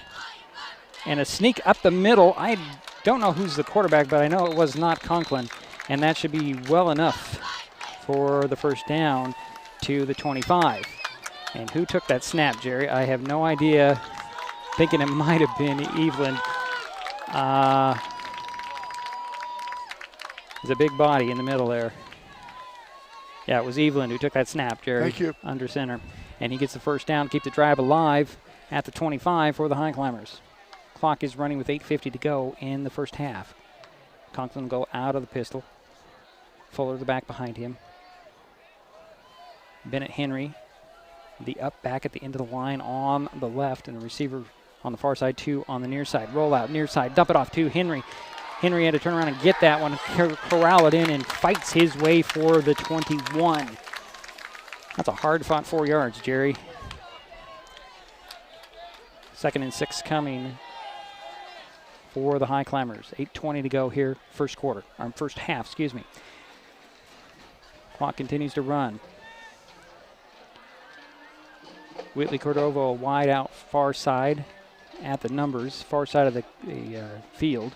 Well, sorry, the wide side of the field. Hash mark near side. Bishop Manning the wide out on the near side. Out of the pistol goes Conklin. Turn around, hand it off to Fuller. Fuller trying to bounce it out the right side. Gets a lot of running room. Hits the 15 to the 20 to the 5. Bangs body, knocked out of bounds inside the 5 on the tackle be Teron Simons.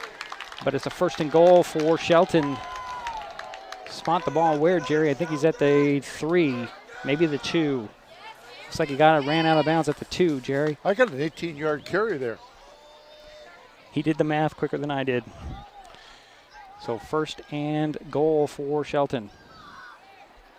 Clock is stopped at 7:49 to go, first half. Yeah, the ball was on the 21. Right, yeah. And the ball's at the 2 now. So there's that heavy package again, the hammer as we call it. This time it's a snap, and Evelyn had to dropped it, picked it up. He's on the run, going the other way. He's going to be stopped for a loss on the play, but a good could have good effort by him. Yeah, Evelyn had trouble with that snap and ended up losing 8 yards back at the 10-yard line now. Conklin comes back in, but a good effort there. Yeah, that's the third bad snap for the Highclimbers. Good effort, like you said, by Brad Evelyn. Just to pick the ball back up. It bounced around. He had to chase it down. Either way, 7:14 and counting on the first half clock. 14-6, Shelton with the lead in the ball. They have a 2nd and goal from the 10-yard line now. Highclimbers a little bit wide. 2 receivers on this near side, Manning and Cordova. And I think the Highclimbers have to burn their final timeout as the lineup was not out there for Shelton. We'll step aside. This is Mason Web TV, powered by HCC and KMAS Radio. Hood Canal Communications keeps our community connected. We provide communication services that connect friends and family. We're connecting with our neighbors through support of local causes and events. Connecting our students and schools to a world of learning resources. And connecting you to the latest technology with local customer service. Learn more about our community connections, high-speed internet, and streaming TV options. Visit hcc.net today.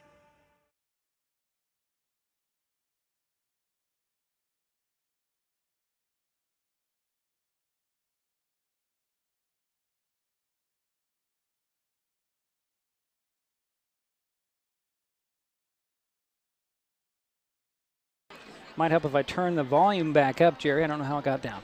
Either way, we're back at in Belfair. 2nd and goal for the Highclimbers on the North Mason 10-yard line. Highclimbers with the ball, knocking on the door again, trying to build on their 14-6 lead. Under 7 minutes to go, 6:55 to go here in the first half. Conklin out of the pistol. Looks like Evelyn in the back. Nope, actually that's Henry. Is the up back. Guy behind him is Fuller. Turn around, fake the handoff there. Conklin on the rollout. Got a lot of running room. He's going to tuck it under and run for the goal line. Touchdown, Highclimbers. Gabe Conklin with a 10-yard scramble. And the Highclimbers extend their lead 20-6. That was a good response to a bad play previously, Jerry. Yeah, that's the second touchdown run by Gabe Conklin. Yeah, he had the 1-yard he had the 1 early yard on to score the first points of the game. So A.J. Weir on to kick the point after. Cody Brotherton, the holder. Waiting for the snap. Long count here. There's the snap, the spot. Oh, the Bulldogs came in there, but Weir got it up and through the uprights with a lot of pressure. It's now 21-6, 6:47 to go, first half. Shelton on top. Hi folks, Diedrich Allen with Mason Web TV powered by HCC, your source for live high school sports with play-by-play. Once again, Mason Web TV is broadcasting select games every week this school year. Football, basketball, baseball, softball. We bring you all the action, from the kickoff to the final whistle, from the tip-off to the final buzzer, from the first pitch to the last out. Watch how it happens on Mason Web TV powered by HCC. Business owners, you can get in on the action as well. Go online, email, call, or text right now to find out how.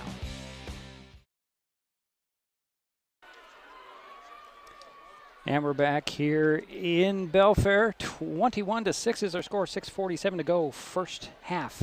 Yeah, Shelton with the lead. Excuse me. I'm sorry, Jerry. Oh, no. I was trying to wrap up my thought, and I didn't do it quick enough. Go ahead, Jerry. Gabe Conklin is 5 for 6 in the passing game, and he is also the leading ball carrier. 3 carries for 26 yards. Okay.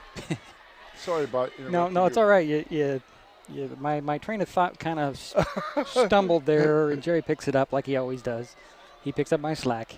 I'm sorry. Yeah. So the kickoff is, we're waiting for the kickoff for Shelton back to North Mason after scoring their 3rd touchdown here in the first half, 2nd in the quarter. It is 21-6 with 6:47 to go on the game clock for the first half.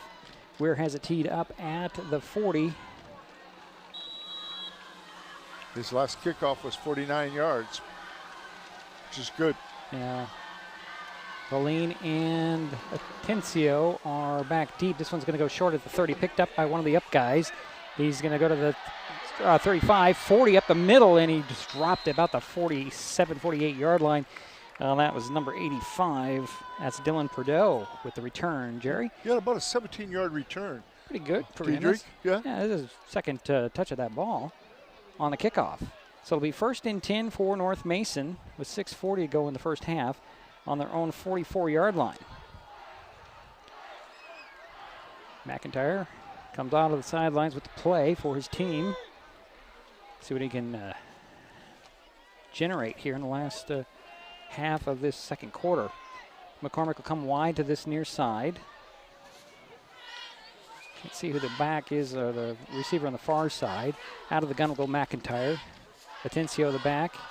No, it's Boleen. Boleen gets a toss on the sweep to the left, and he bangs bodies outside the 45 to the 47. What's his number? 22. So it'll be second down, and it looks like 7. 3 yards on that pickup, is that right? 1, 2, 3. Yeah. Yeah. 3 yards. 3 yards. Ball spotted at the 47. Clock is running with 6:05 to go. First half. Bulldogs break the hup. McFarland comes wide to the near side. McCormick wide to the far side. Out of the gun will go McIntyre. Boleen, the back beside him, step behind. Back to pass goes McIntyre. Sets his feet. He's going to be forced out of the pocket. Flag on the play. He'll tuck it under and run to midfield and run out of bounds by Brad Evelyn. Well, we have a flag. Yep, we have a flag in the backfield. Probably a hold in that spot. But a good effort by McIntyre to try to make something happen here. Yeah, as the play broke down. Go ahead, Jerry. Yeah, and the quarterback, Micah McIntyre, is doing a pretty good job. He's 3 for 7, and his leading receiver is Hayden McFarland, who has 2 completions to him for 60 yards. So the penalty was a hold.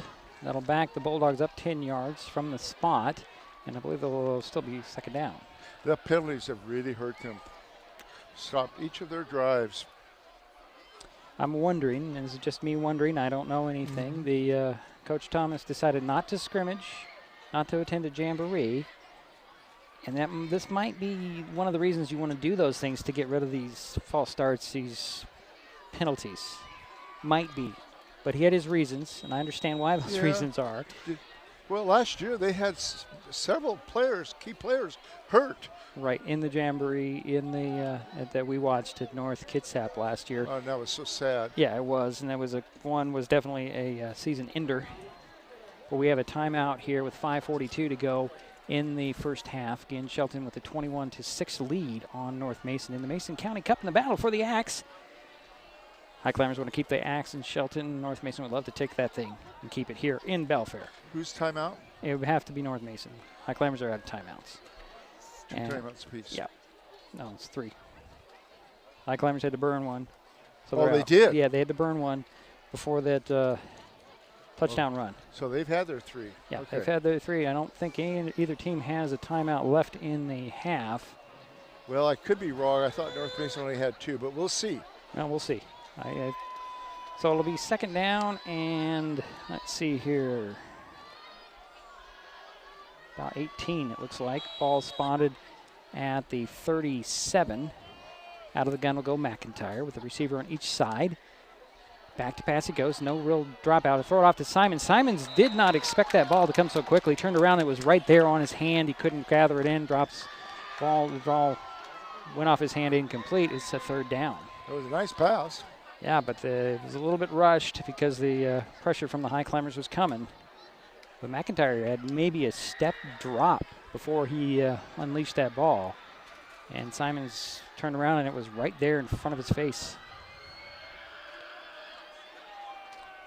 Clock is stopped at 5:31 to go. Well, we got a passing situation, of course, on this 3rd and long. And I see Manning is in there right now on defense, and I'm kind of thinking he's probably a pretty good one in blocking a pass. Yeah, you're probably right. He's 6'6", folks. Bishop Manning is 6'6". Yes. He's a big target as a receiver and a bother for any quarterback on the rush. So 5:36 to go here in the first half. 21-6 is their score. Shelton with the lead. North Mason with the ball. They have a 3rd down, and it looks like 18. Out of the gun will go McIntyre. Short drop. Pumps one to the outside. He's got to tuck it under and run. Steps and takes a hit. Launches it down the field, and it goes incomplete. Fuller had a hand on it, but I think you're going to get a penalty on North Mason as well, wait a minute. I think it was pass interference. Defense. You think? Defense, You think it was on defense? I think so. We'll see what that's about. McFarland was the, Hayden McFarland was the intended target on that. Fuller had better look at the ball, and they are going to call the penalty on the Highclimbers. Yeah, there was definitely there was some contact there. I don't know. Fuller's thinking, why on me? McFarland saying the same thing, and he got it his way. So that'll give the Bulldogs a 3rd and short. Is that right? So was that a 15-yarder? That's a 15-yarder, so it's 3rd and 3 from the 48. This time it's across the Highclimbers side of the 50. So the Bulldogs are now in Shelton territory with 5:27 to go on the clock in the first half. An important play right here. Running situation probably, I would say it's probably going to go to Caden Atencio. Let's see what happens. Well, you've got Reed Shoemaker in there. He's running the quarterback, Jerry. He's the guy who, as quarterback. It looks like it's Boleen back behind him. He'll take the handoff to Boleen. Boleen fires. Oh, boy, what a push on that play. And they go all the way inside the 45 to right short of the 40. Mark it down at the 41. Needed 3. Got about, 7 to the 41. And that's with a new quarterback and the second string. I can't call him second string, but the second running back in the depth charts with Avery Boleen. Yeah, Boleen's had 2 carries for 10 yards. So Reed Shoemaker, the quarterback, out of the gun now for the Bulldogs. Boleen the back beside him.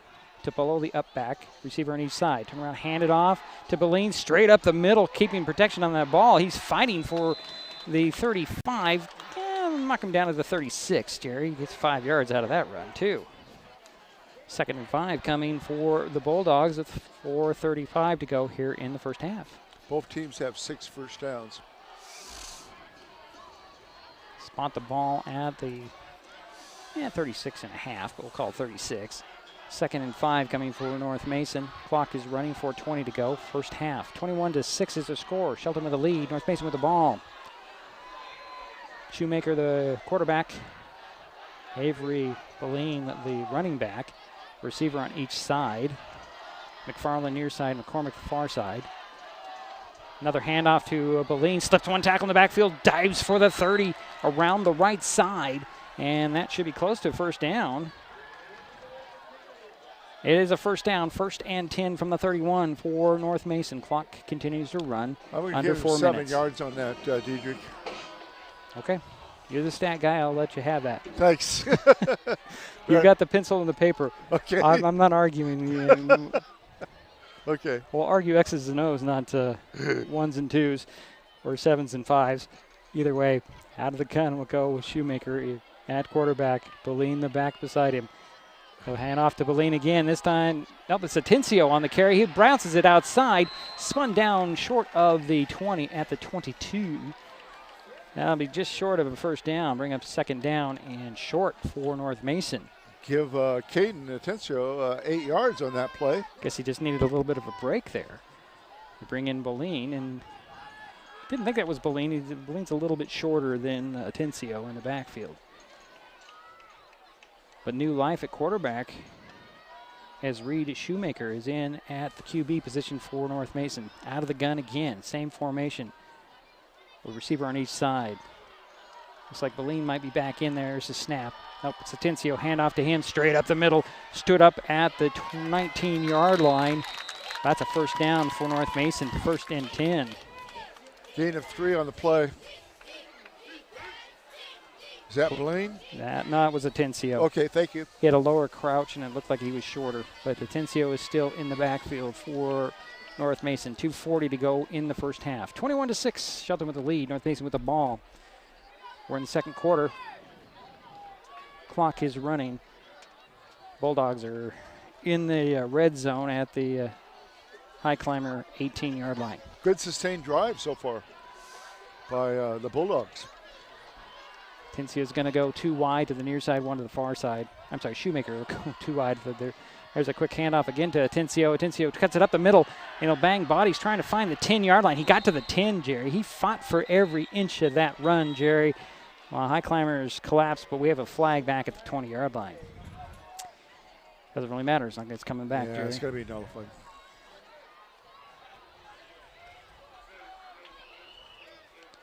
See if we can get the call here. It is a hold on North Mason.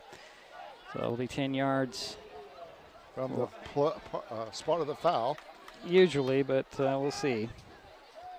This refereeing crew is just marking him back 10 yards from the line of scrimmage. It has been. Let's see. 1, 2, 3, 4, 5, 6, 7, 8, 9. No, let's see, it's from the line of scrimmage, so it'll be 1st and 20. Okay. From the 28, it looks like. Too bad, because that was a nice carry. Right. Like you said, he worked hard. He worked hard for every inch of that run. Kept those legs moving. So spot the ball at the 28-yard line. It'll be 1st and 20 from there. So it looks like it's longer than that. Shoemaker again out of the gun. This time it looks like Beline is back in the backfield with him. This time he's back to pass. Shoemaker sets his feet, throws in the middle. It is complete and dropped immediately. And I'm trying to see who that receiver is. I think it's 82. It certainly is 82, and that's Javon Kelly. Mm-hmm. And that's the first completed pass by Shoemaker. Puts the ball down at the 16-yard line. That'll bring up 2nd down and 8. Bulldogs need to get to the 8-yard line for a first down. Clock is running with 1:25 to go in the first half. Trailing 21-6. Shoemaker out of the gun again. Beline the back beside him. A receiver on each side. Hand off to Beline. He'll bounce it around the right side. Spun at the 10 out of bounds. I don't know. He might have got the first down very close to where he was spun out. No, he's going to be short by 2 yards. It'll be 3rd and 2 coming, but the clock is stopped at 1:12 to go in the half. They're working that clock really well. So second. Yeah, it'll be 2nd and 2. Okay. So that's a gain of 6. All right. Ball spotted right at the 10-yard line, hash mark far side. Bulldogs taking their time out of the huddle. Clock is stopped with 1:12 to go in the half. McCormick goes wide to the far side. McFarland wide to the near side. Beline the back a step behind Shoemaker. Hand off to Beline. He'll cut it up the middle. Get to the 5. Spins down. He's down inside the 3-yard line. 1st and goal for North Mason there. Clock will stop as they move the chains. But then they'll set and go. But do we have another penalty? Nope. They'll wind the clock. Gain of 6 on the play. Let's see. 1st and goal from the 3-yard line, Jerry. Beline? Yep. Nice run. Actually mark it to 2-yard line. Yeah. 1st and goal from the 2 for North Mason. Clock is under 45 seconds now. Snap, handoff.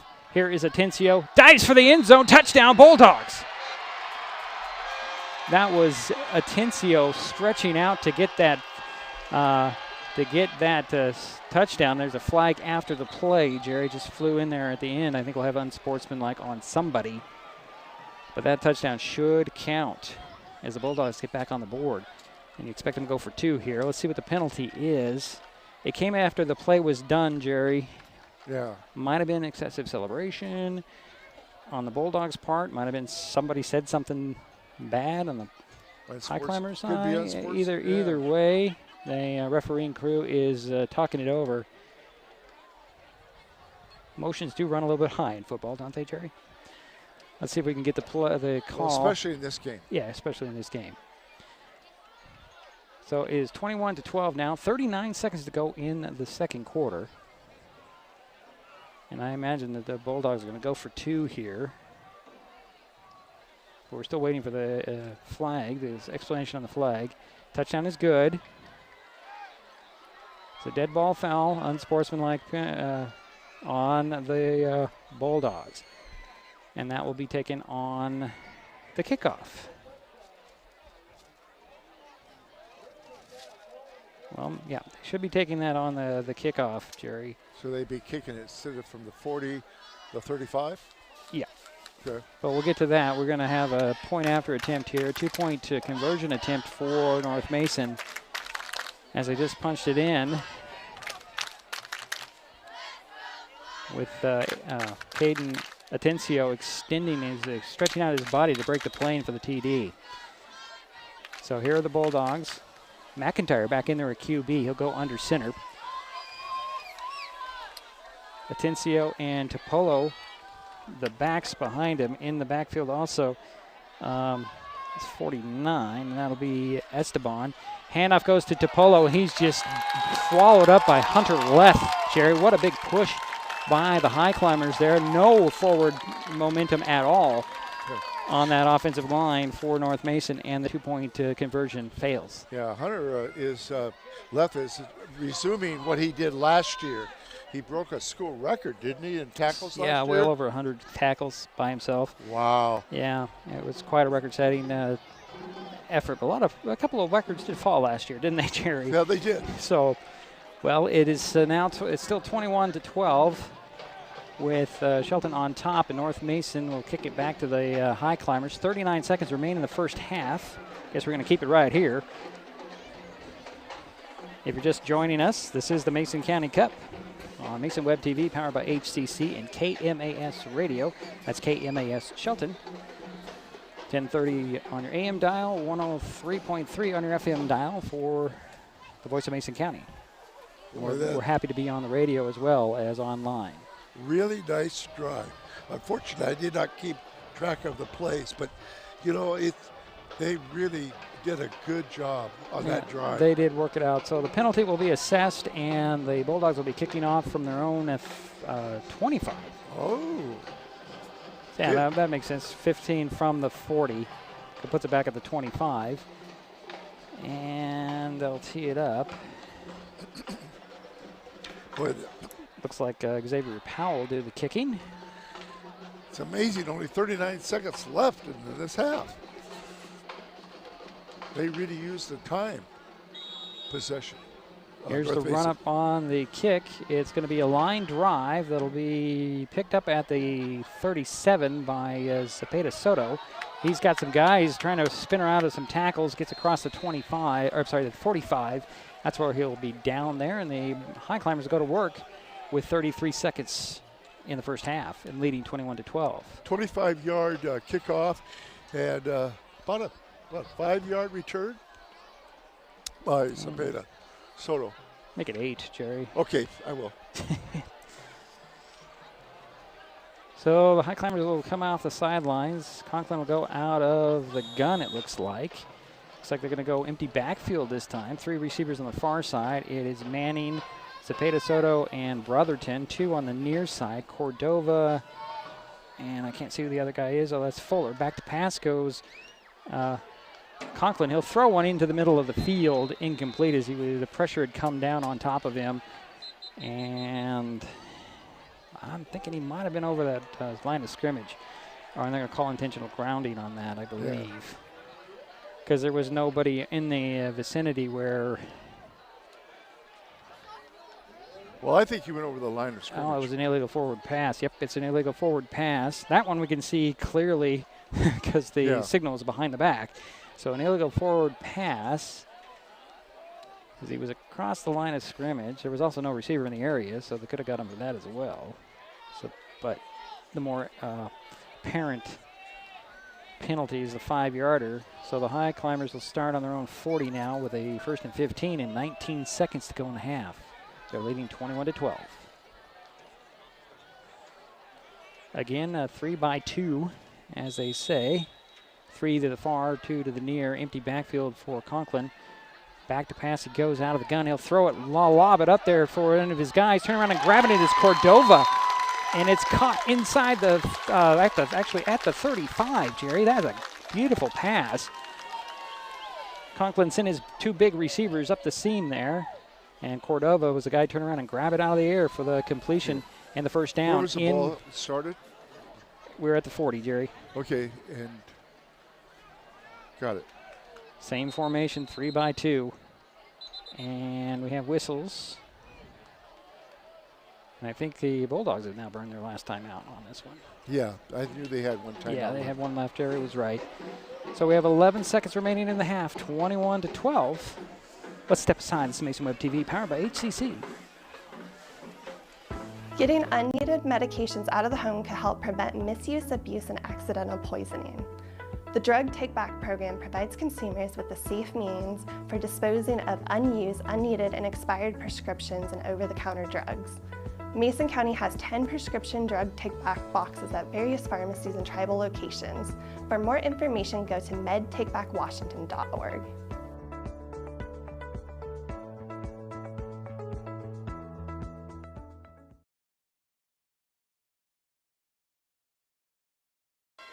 First and 10 for the Highclimbers. 11 seconds remaining in the first half. They're on the 35-yard line of North Mason. 11 seconds to go. Conklin will hand it off to Fuller. Fuller's going to take a pass downfield. Cordova's there, but he threw an interception. McIntyre stepped in front of it, and he's going to run out of bounds at the 25. That was a well-designed play, but it did not fool Micah McIntyre, who stepped in front of that pass and took it away. And the Bulldogs will have 3 seconds. And the ball is on, well, the 25-yard line. They're on 25. I'd expect to kneel down here to end the quarter, or end the half, Jerry. But a good, interesting exchange or chain of events here, as now both teams have turnovers. Highclimbers took advantage of a fumble in the first quarter. Well, that halfback pass is a good idea. Right, and it was there, but McIntyre, with his speed from his safety position in the center of the field, spotted it and ran it down and took it away from Cordova. And that'll be a 1st and 10, and they'll spot it at the 46 with 3 seconds remaining in the half. Let's see if the Bulldogs are going to try a long pass here or just take a knee. Under center will go Shoemaker, it looks like, back in the ball game, and he does take that knee. And that will do it for the first half, and a lot of action here in the first half of the Mason County Cup. Highclimbers head to the locker room with a 21-12 lead at the break. We'll take a timeout. We'll be back. Jerry Apple will have some stats, and we will have more from Phil Pugh Stadium in Belfair on Mason Web TV, powered by HCC and KMAS Shelton.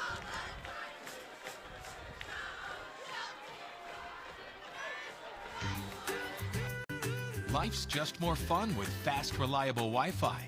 You can stream, share, game, try something new. But weak Wi-Fi spoils the fun. That's why you need managed Wi-Fi from Hood Canal Communications. The right equipment, professionally installed in all the right places, keeps your Wi-Fi powered party streaming strong. Call or visit Hood Canal online to upgrade your Wi-Fi today. This broadcast is copyright protected by Digiproof on behalf of Diedrich Allen and Mason Web TV, powered by HCC, and is intended for the private use of our audience. Any rebroadcast or other use of its contents, pictures, descriptions, and accounts without the consent of Mason Web TV, powered by HCC, MasonWebTV.com, and Hood Canal Communications is prohibited. In life, things aren't scripted. If you're an athlete, we need people like you and translate those skills to officiating. You can get a lot out of it. It happens in every town, in every game. We never have a perfect game, but the rewards always outweigh the negativities.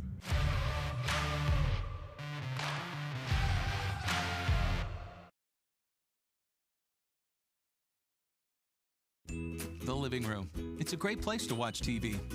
Just like your backyard, break time at the office, or waiting for your ride. Now you can watch TV everywhere. Stream your favorite shows or live TV from many channels in your cable package on any computer, tablet, or smartphone. It's all included in Hood Canal Communications TV service for no extra cost. Sign up to watch TV everywhere today. Call or visit Hood Canal Communications online to learn more. The first rule of storage is keep out of reach of children. Ease of access is the #1 reason youth misuse recreational or prescription drugs. Store your medication, vape, edibles, or cannabis products in their original child-proof bottles with original labels if possible. Keep them locked up. Store your medicine, tobacco, or cannabis products in a locked cabinet, locked drawer, or in a bag like this with a lock. For more information, visit lockssavelives.org or call Mason County Public Health at 360-427-9670, extension 400. An important safety reminder from Mason PUD3. Please never touch a downed power line. If a power line falls on your vehicle, stay inside and call 911. Tell others to stay back, wait for emergency personnel. Never touch anyone or anything in contact with a downed power line. Always stay at least 100 feet away. Never use an object to move a downed wire. Don't remove trees or limbs near a downed line. Electricity travels through ground, trees, branches, and more. It's not safe. If you see a downed line, call PUD3 at 360-426-8255.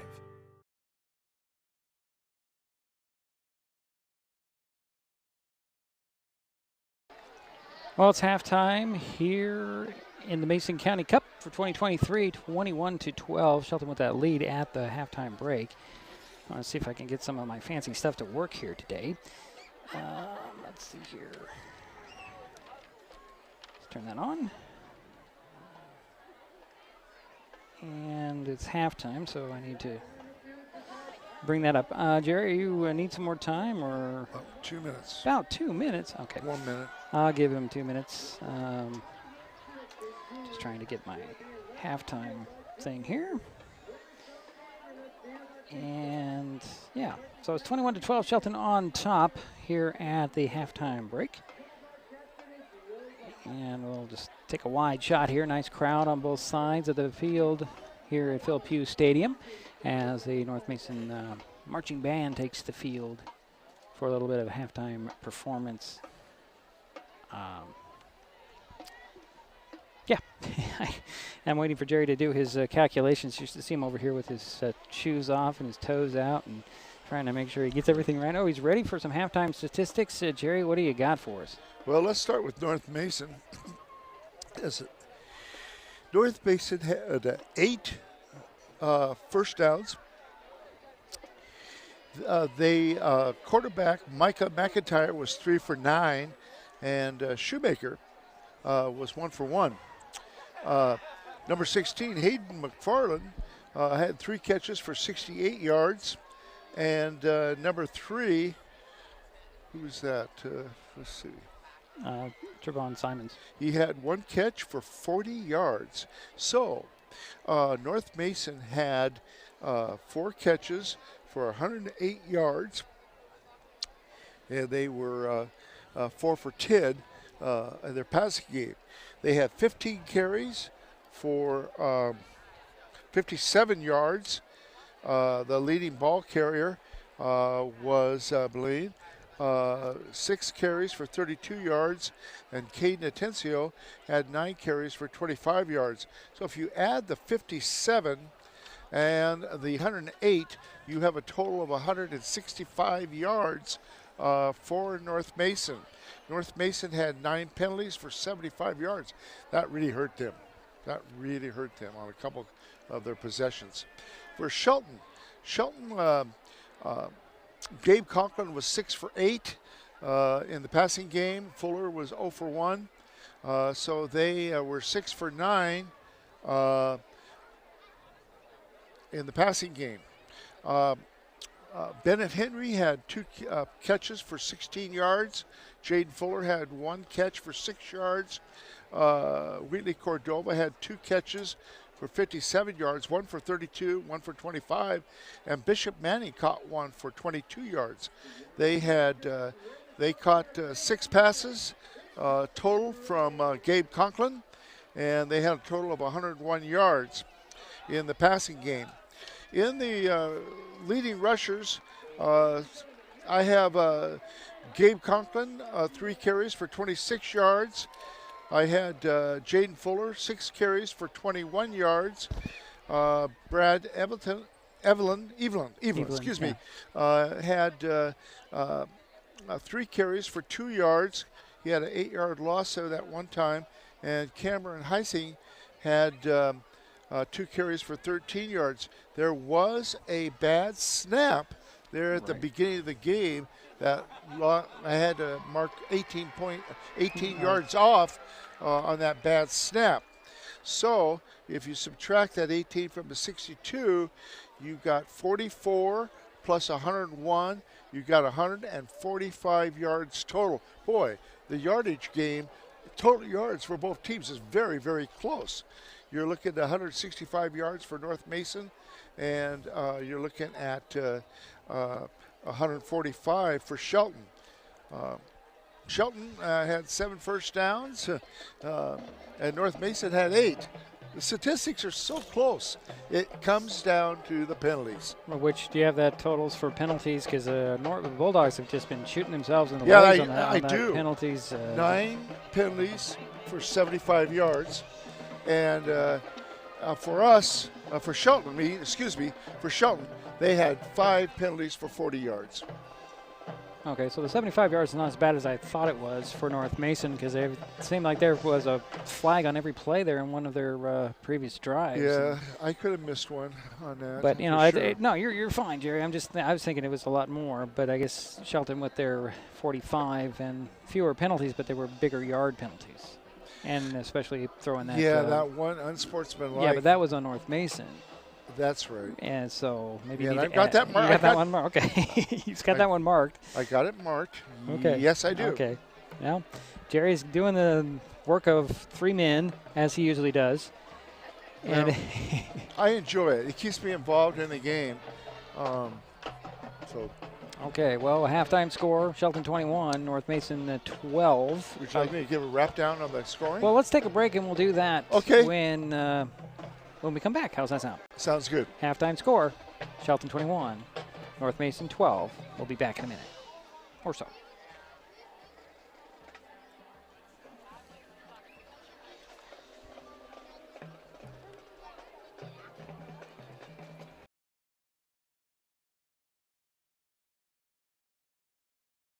Hood Canal Communications keeps our community connected.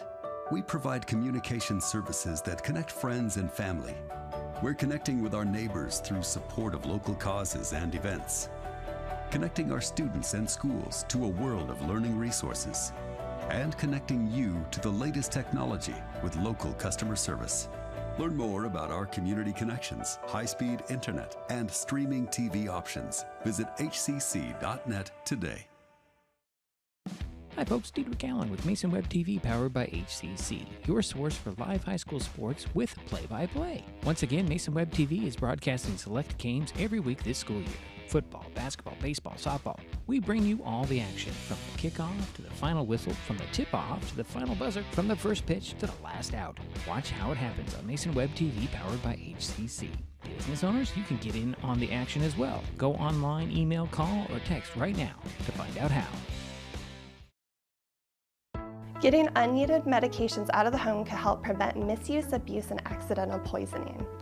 The Drug Take Back program provides consumers with a safe means for disposing of unused, unneeded, and expired prescriptions and over-the-counter drugs. Mason County has 10 prescription drug take-back boxes at various pharmacies and tribal locations. For more information, go to medtakebackwashington.org.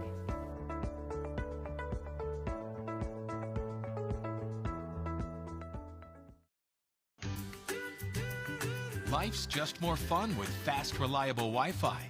You can stream, share, game, try something new. But weak Wi-Fi spoils the fun.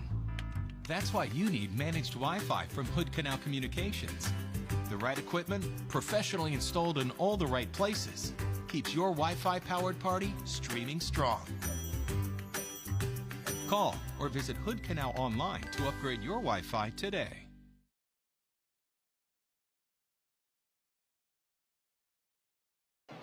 And it's halftime here in Belfair in the Mason County Cup in the battle for the Axe. The Shelton Highclimbers lead the North Mason Bulldogs 21-12. Midway through this battle, and Jerry, you want to run down the scoring for us? I do. Gabe Conklin scored the first touchdown at 1 yard, and the point after attempt was good, and that made it 7-0. And then North Mason came back, and a pass was completed, a 30-yard pass play was completed to Hayden McFarland, and that made the point after attempt was no good. That made it 7-6. Then Cameron Heising scored a 8-yard touchdown run, and then the kick point after attempt was good, and then Gabe Conklin ran a 10-yard touchdown run, and Weir was good again on the point after attempt. He was 3 for 3. That made it 21-6. And then North Mason came back, and Atencio made a 2-yard touchdown run, but the point after attempt, a 2-pointer, was no good. That made the score at halftime 21-12. And I want to comment on that touchdown by Caden Atencio. He extended his body. He stretched himself out with guys all over him to break the plane to get that touchdown. Great effort. Great effort. And that drive, they changed quarterbacks to Reed Shoemaker, and that seemed to be it kind of sparked things for North Mason at that moment. Just bring in some of the younger guys and see what they can do. Yeah. And like I said, the penalties have hurt North Mason on 2 drives.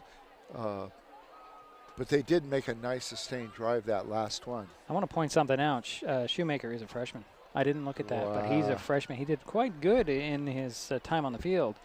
I'm very impressed. Yeah, to get things back in order for North Mason. Let's see what they can do in the second half. However, Shelton will be receiving the kick, if I remember right, and go way back. They received the third quarter kickoff. Because they deferred. They won the toss and deferred. And we'll have the second half in just a moment. It is Shelton 21, North Mason 12. At the half, third quarter coming up on Mason Web TV, powered by HCC and KMAS Shelton. Hood Canal Communications keeps our community connected. We provide communication services that connect friends and family. We're connecting with our neighbors through support of local causes and events. Connecting our students and schools to a world of learning resources, and connecting you to the latest technology with local customer service.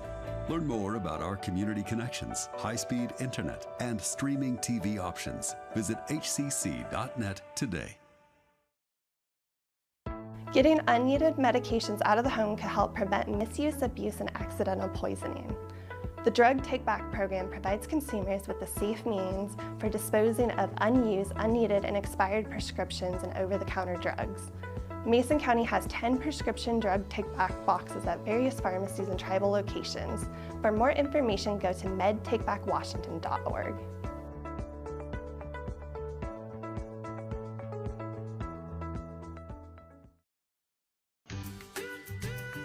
Life's just more fun with fast, reliable Wi-Fi. You can stream, share, game, try something new. But weak Wi-Fi spoils the fun. That's why you need managed Wi-Fi from Hood Canal Communications. The right equipment, professionally installed in all the right places, keeps your Wi-Fi powered party streaming strong. Call or visit Hood Canal online to upgrade your Wi-Fi today. And we're waiting for the start of the third quarter. Both teams are out of the locker room. They probably will put 3 minutes. Yep, they put 3 minutes back up on the clock to make sure everybody gets the proper warm-up. They do this every season. It's just an extra, make sure every kid is limber after sitting in the locker room for 15 minutes. Absolutely. Absolutely. Jerry, you had anything to add? You look like you had something. I do. I want to give Omar Zepeda kudos. He had a nice kickoff return for 36 yards. As far as turnovers, it was 1 fumble for North Mason and 1 interception for the Highclimbers. So each team had 1 turnover. Right. The fumble by North Mason led to a touchdown. The interception likely stop the Highclimbers from getting a touchdown at the end of the half. Yep. For the Bulldogs, and that was a great play, great design, a halfback pass as you described it, and Cordova was open, but Mike McIntyre, playing his free safety in the middle of the field, saw it coming, ran over there and took it away. That was a great play. There's been some really fun plays on this game, Jerry, as we're just a couple minutes away from the second half. 21-12. Yeah. Shelton with the lead. They'll be getting the kickoff to start the quarter. Well, you know, here's another thing. At the start of the game, Shelton had 2 players going both ways, and for North Mason, they had 3 players going both ways.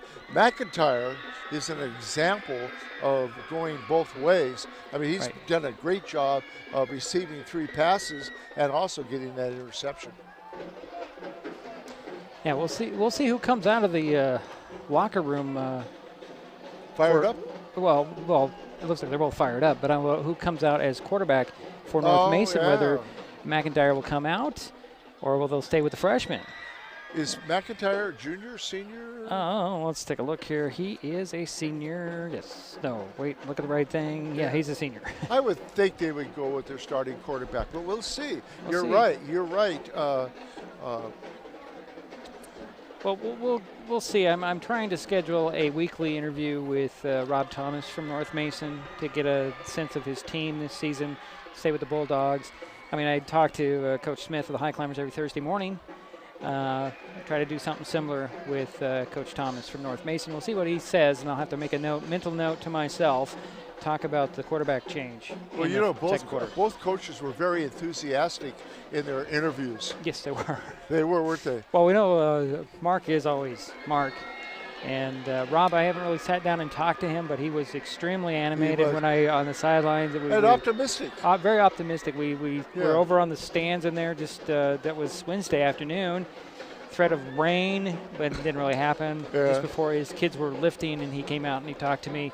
And I appreciate the coaches taking their time to talk to the media. Because honestly, they don't get paid enough to talk to media on top of everything else that they do, to be honest. I am impressed with all the coaching staffs that I have dealt with in my career. Well, I'm going to say one thing, too. I'm going to plug it. The reason why I enjoy working with you is you're thorough. And you do a great job on your write-up, your interviews. And, boy, I tell you, people, that Mason Web TV website, check it out. There's so many good things on there, whether it's what's going on at the county, city level, school board level, fire departments, whatever, fire districts. Fire departments. Let's not get into fire districts right now, Jerry. I don't really want to think about fire districts for another couple of weeks. That's right. To be perfectly honest. Yeah, I agree with you. It's been a tough summer. Let's talk football as we're ready to get this third quarter underway. In the Mason County Cup, Shelton will receive the kickoff there, leading at 21-12.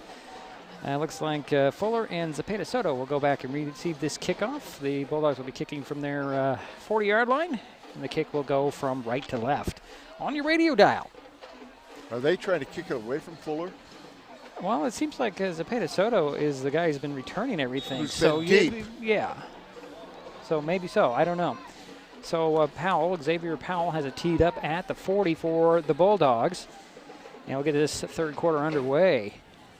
I want to thank everybody for tuning us in on Mason Web TV, powered by HCC and KMAS, AM 1030 and 103.3 FM.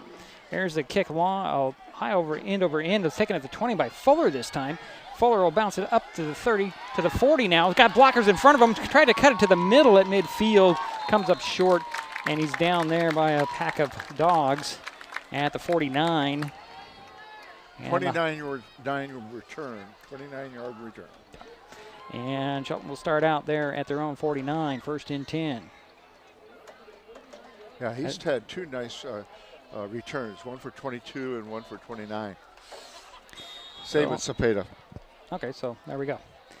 Just seems like Zapata has been all over the place with the ball, offense and defense. Okay, so the Highclimbers have first and 10 on their own 49-yard line. Conklin comes out in the pistol. 2 receivers on the near side, nobody on the far side. It's Manning, and here goes Cordova in motion.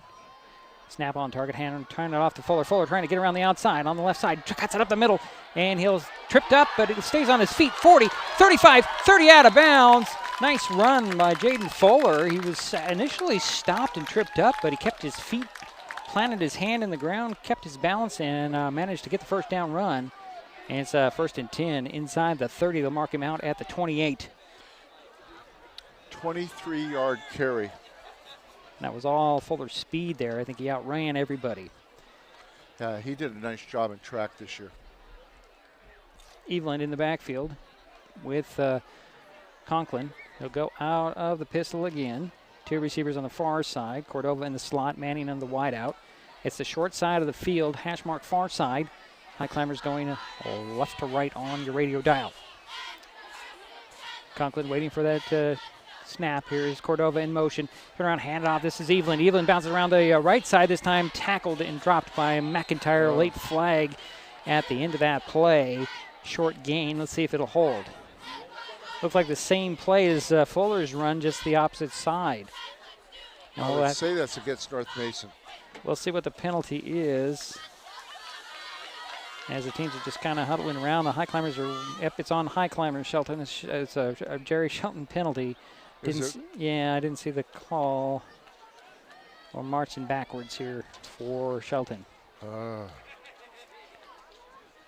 That's going to be a hold. This is going to be this big of a penalty. Back to the 38. So it'll be first down and 20. Ball spotted at the 38-yard line. 11:34 to go here, third quarter. First possession of the second half for the Highclimbers. Shotgun formation for Conklin, two receivers on the near side. Nope, he's going to go into the pistol. No, it's going to be short shotgun. I'm sorry. Man in motion. This is Heising. Heising will take the little handoff. Stutter steps, changes it upfield, finds a couple of yards around that left side up the numbers. Get to about the 37. Give him, oh boy, not very much on that play, Jerry, on the far side.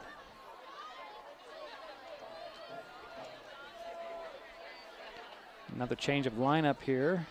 Gain of about 1, I would say. On yeah, that. Looks that way. It's pretty short. Ball's at 37 now. A lot of running for a short gain. Pistol formation for Conklin. Fuller back in the backfield this time. Actually, it's going to be Gunn. Three receivers, trips on the near side. One receiver far side. That's Manning. And the Bulldogs jump. Neutral zone? It looks like it might be. Yep, it's going to go on North Mason. A quick 5 yards. This triple receiver set here on the near side. You've got Henry, Cordova, and Zepeda all in a little pyramid there on the hash marks on the near side. It's going to be offsides call on Bulldogs. That gives the Highclimbers a 5-yard penalty. And they'll mark it off. And that'll put the ball up at the 33. So it should be 2nd and 15 now. Highclimbers need to get to the 18-yard line for the first down. So we've had a couple penalties in a row here. This will be the pistol formation. Two receivers far side for Conklin. Cordova, the near receiver. Fuller, the back behind Conklin. Slot receiver appears to be Rutherton or maybe Heising. Nope, turnaround, faked pass or faked handoff. Conklin sets his feet, throws long for the end zone, and it falls incomplete. And there's a flag in the backfield and a flag at the line of scrimmage, Jerry. There's going to be a holding penalty here, I would think. I would think so, yeah. And that negates anything that would have happened. That was a nice sportsmanlike effort there. McIntyre went over there and gave Conklin a little 5, a little slap of the hand. So we have a penalty on the Highclimbers. It's going to march it back. How many, though?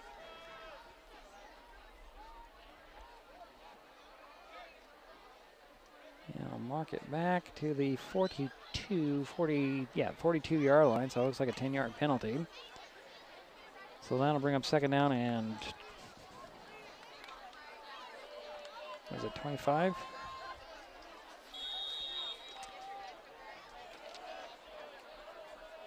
Shotgun formation now. 2 receivers near side, 1 to the far side. Zepeda Soto in the slot, Manning on the wide out on the near side. Back to pass goes Conklin. Sets his feet, takes a little short pass in the middle to Zepeda Soto. Right on the money. He'll run it inside the 30 to the 28-yard line. That'll bring up a 3rd down and long. Now it's going to be 3rd and 10 from the 28. So it was a 15-yard pickup, Jerry, is that right? That's what I have. Okay. Glad I'm doing the math in my head. Empty backfield for Conklin. He's got Manning alone on the near side. 4 receivers on the far side. Little swing pass to Fuller. Fuller's got a screen developed. He's got the blockers. Going to turn around the corner at the 20. Be dropped there. Didn't really have the patience for the blockers to get their mans, a hat on a hat. But he didn't manage to get very close to the 1st down. But it might have been short, Jerry. Yeah, he picked up 9 on the play. Yeah, he got to the 19. It looks like he needs the 18, so it's 4th and 1 for the Highclimbers. 9:12 to go, 3rd quarter, 21-12 is their score. Shelton with the lead in the ball. They're in Bulldog territory. Clock is running as we're now approaching 9 minutes. Here's the hammer package. Conklin between the backs. He'll keep it, and there's a flag on the play. He'll get around the outside and get diving to the 10-yard line, but there's a flag before that play even started. I think we're getting a false start or illegal procedure on that call, Jerry. It came out just when the snap came. That's too bad because it would have been a 1st down. Yeah. And that's utilizing his speed. Yep, One good thing about Gabe Conklin, he's fast, quick. So they mark off the 5-yard penalty for the false start. Put the ball back at the 24-yard line. It is 4th down and now 6 as the hammer goes out and the regular offense comes back in. Cordova wide to the far side, Manning wide to the near side, Zepeda Soto in the slot on the near side, Fuller the back behind Conklin. Actually, they're going the gun now. He's standing beside him to his right, about a half a step. Need about behind. 6 yards? They need 6 yards for the 1st down. Bulldogs showing blitz and back off. Here's the snap. Back to pass goes Conklin. Conklin flushed out of the pocket, sets his feet, throws on back foot. Got a guy open in there. Touchdown, Zepeda Soto. Wide open, just kind of backpedaled and softly grabbed it out of the air. And that's a touchdown on the 4th down. Yeah, that's about a 23-yard pass play. The Highclimbers extend their lead 27-12. 8:27 to go, 3rd quarter. Just when you think the Highclimbers have been backed up, they do something like that. And Omar Zepeda Soto finds the hole in the zone of the defense. And Highclimbers extend. Here's the point after attempt. I believe that's Weir. Brotherton is the holder. Here's the snap. The spot's is down and up and good. And actually, no, that was number 16. That's Taylor Dickey doing the kicking, Jerry. Okay. Highclimbers now lead 28-12, 8:27 to go, 3rd quarter. We'll be right back. In life, things aren't scripted. If you're an athlete, we need people like you and translate those skills to officiating. You can get a lot out of it. It happens in every town, in every game. We never have a perfect game, but the rewards always outweigh the negativities.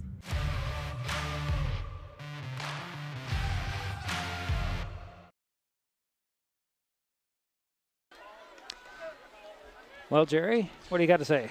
Well, firstly, Omar Zepeda caught 2 passes on that drive, 1 for 15, 1 for 23. So that, and I believe Jaden Fuller's had 2 nice carries, 1 for 23 and 1 for 9. And also, Jaden Fuller had a nice return of 27 yards.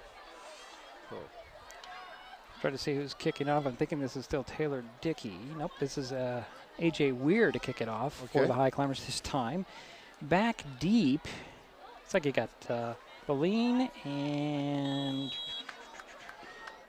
Remington McFarland.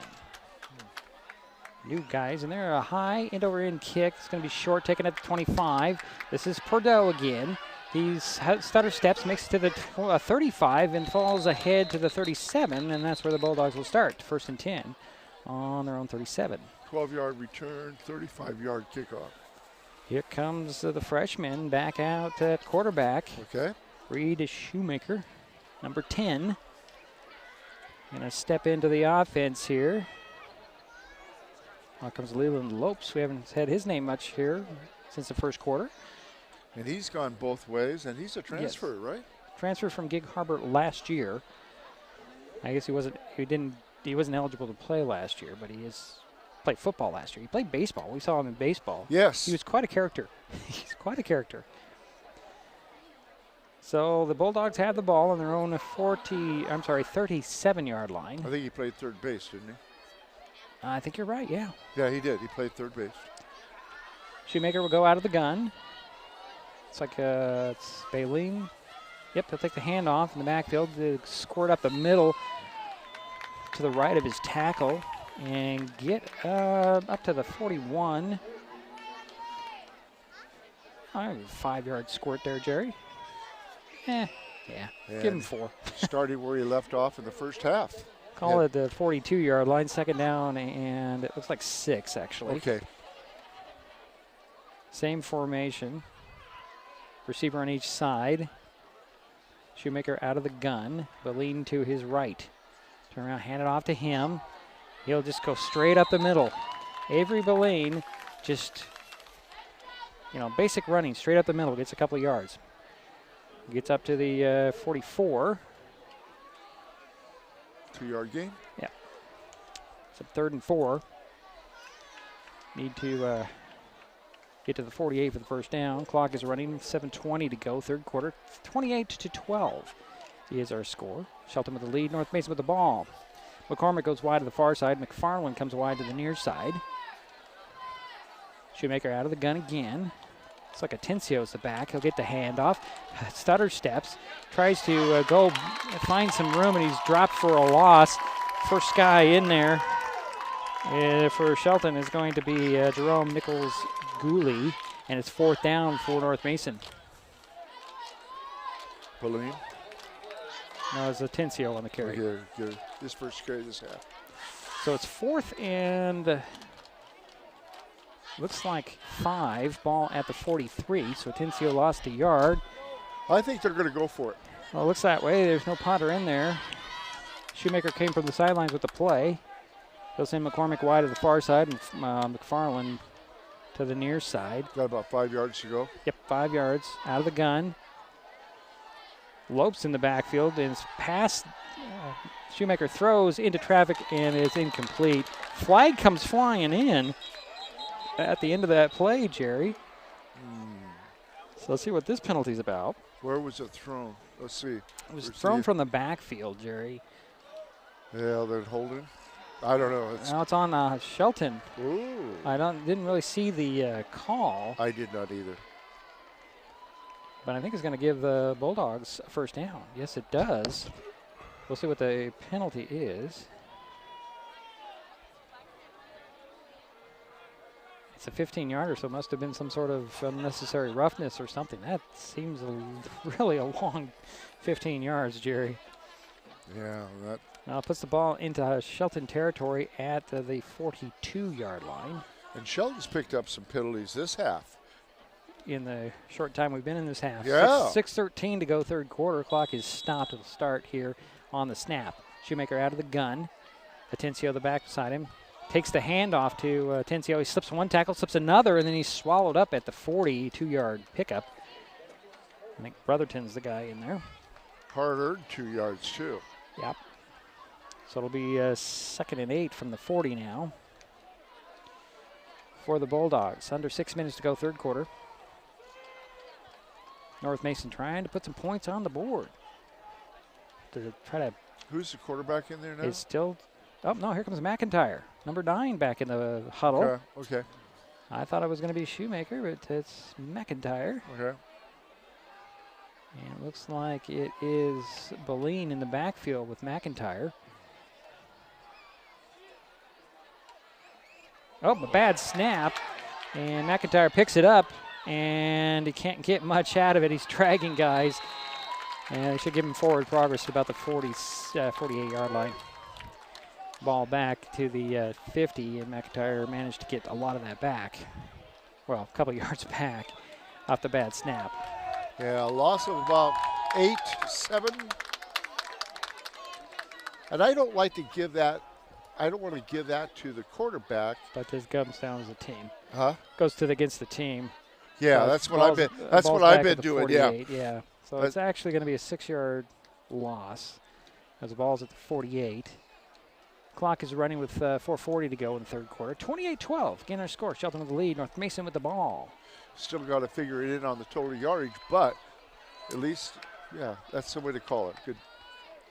Shoemaker's back in there at the quarterback. Boleen the back with him. Shoemaker back. Oh, another bad snap. That one slipped through Shoemaker's face. Oh, picking it up. Diving on that ball is going to be Shelton's Jerome Nichols-Gooley. And flags go flying into the end of that play. Celebration? Celebration likely, that thing, but the ball does go over to Shelton. They get the ball back out the bad snap. Back-to-back bad snaps on the Bulldogs. Yeah. That one went through Shoemaker's hands. Not really sure what happened there. But the Highclimbers get the ball, and there's going to be penalties.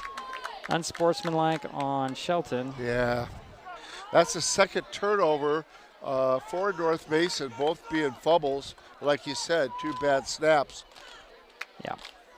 And where are they going to mark the ball? Or are they going to be offsetting? They're not marking the ball backwards. You say offsetting? Offset must have been unsportsmanlike on both teams, Jerry. I don't know. Okay. Because they're not moving the ball back. Yeah. As far as I know. Let's see where they're going to start it. Or they're waiting for the ball to mark it back.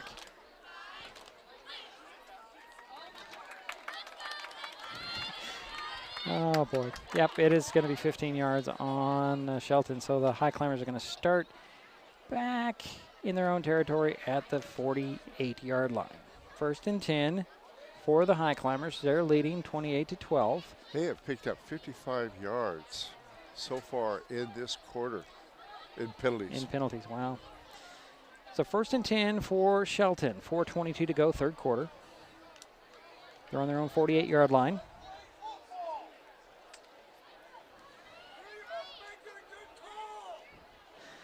And the crowd's starting to get into it below us, Jerry. Yeah.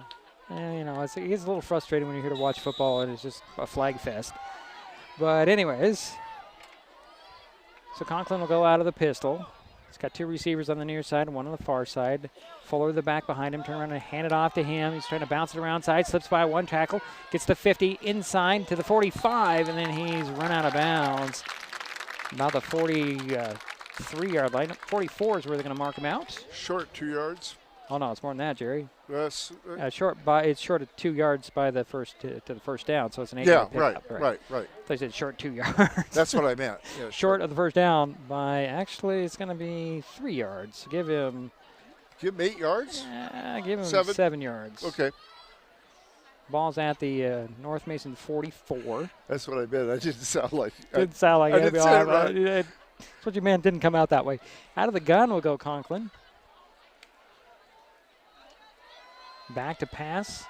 He's got Evelyn in the backfield and slips 1 tackle on the run, sets his feet at the 50.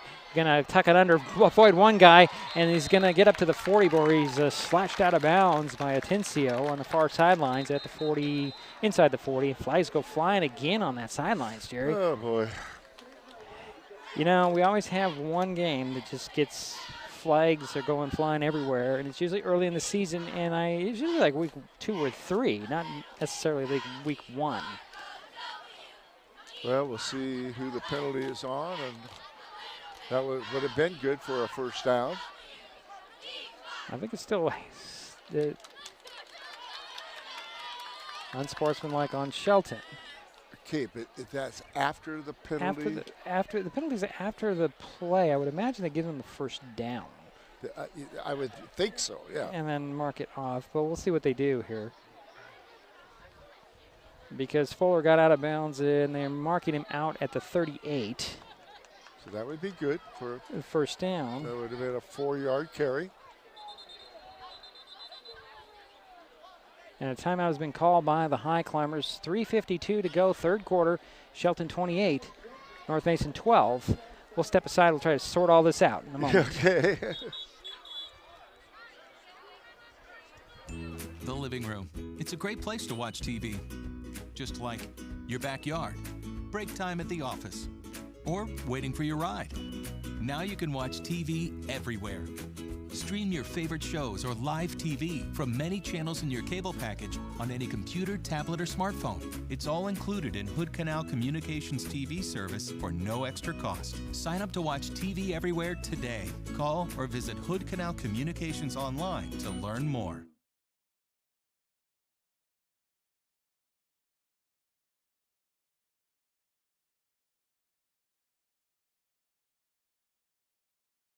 Sorry about that, folks. I'm sorry, Jerry. What were you saying there? Well, Fuller is on the sideline right there. They're trying to see what's the problem. It looks like it's cramps. More than likely, you've also got, who's that down there being stretched out? Yeah. Number 65, that's J.J. Miller, also being stretched out here. And we're still trying to figure out what the penalty was or how they're assessing it. It doesn't look like they're giving them the first down. The ball is back at the Shelton 47, so that's 15 yards from the end of the play. I would think it's a first down because he made the first down, but it's hard to, it doesn't look like it is. I think they're going to go 3rd and 11. What's interesting, Mark was telling the official, it's a first down, it's a first down. He got the first down. The penalty happened after you mark him down there and make it a 1st and 25, I would think. Looks like they're not, you're they're right. going to go, well, it is a first down, Jerry. It's 1st and 11 from 47. Unless that's wrong. I'm looking right at the down marker. Okay. Nope, so you were right. Nope, it's 1st and 10. Okay, so it's 1st and 10 from the 47. So they did give them the first down, mark the penalty off for the unsportsmanlike, and that's where the Highclimbers are going to start with the first down. It's 1st and 10 from the 47. Conklin out of the gun. 2 receivers on the near side. Looks like 2 on the far side. Quick short drop. He's going to go long. Throwing it for Zepeda Soto. And he reaches over a guy and incomplete. And they're going to flag the Bulldogs for pass interference, I think. I don't know. It could go either way on that. Well, I don't know. Because Zepeda came back. Reached over the defender. Yeah. I'm thinking that's a no call, personally. I'm thinking that's a no call either way. But they're calling it on North Mason with pass interference. Okay. So that'll give the Highclimbers that 15 yards back and first down again. Oh, boy. I know everybody's in their first game of the season. Now what are we doing? Wait a minute. No. Wait a minute here. Yeah, it was against Zepeda. Nope, they're marking it off. It's just everybody's moving. They're marking it off, so this is going to be 15 yards, and it gives Shelton the first down on the North Mason 38. 1st and 10 after the penalty of pass interference. Okay. So 15 against North Mason. Yeah. That's the bottom line here. It's 15 yards against North Mason. So 1st and 10 for Shelton on the North Mason 38. Pistol formation. Man in motion is Cordova. Snap to Conklin. Handoff to Evelyn. Evelyn stutter steps and is driving his feet inside the 30 to the 27, it looks like. That should be very close, if not enough for first down. 13 yards. It is enough for a first down. It's 1st and 10 for the Highclimbers. 3.5 minutes to go, third quarter. Nice carry by Brad Evelyn. And we have a down Bulldog here on the far side, and that looks like it's Avery Boleen, excuse me. I'm thinking since this is the first game of the season, this is a lot of leg cramps. I think you're on right. Both sides of the field. Those hurt. Well, we saw two climbers, and Zepeda Soto still being stretched out here below us. And you got to drink that water. Yeah, oh yeah. Matter of fact, I better start drinking water. Yeah, Jerry, I've already gone through one bottle. Okay. Jerry hasn't gotten through his first bottle yet. So as they attend to Avery Moline on that 30-yard line. They get him up. Yeah, this is definitely a leg cramp. Yeah. We'll see him back, I'm pretty sure. He's walking off. Nice hand from the crowd over here. And he's done a good job as a running back. He has, and he's playing one of those two-way players, obviously. Yeah, and he's been splitting the work as a workhorse with Caden Tencio, the two of them. So it's 1st and 10 for the Highclimbers on the North Mason 27-yard line. 3.5 minutes to go, third quarter. Shelton 28, North Mason 12. Highclimbers with the lead in the ball. Gabe Conklin out of the pistol. Man in motion is Wheatley Cordova. Handoff. This goes straight into the hands of Brad Evelyn, and he'll fight his way for the 25.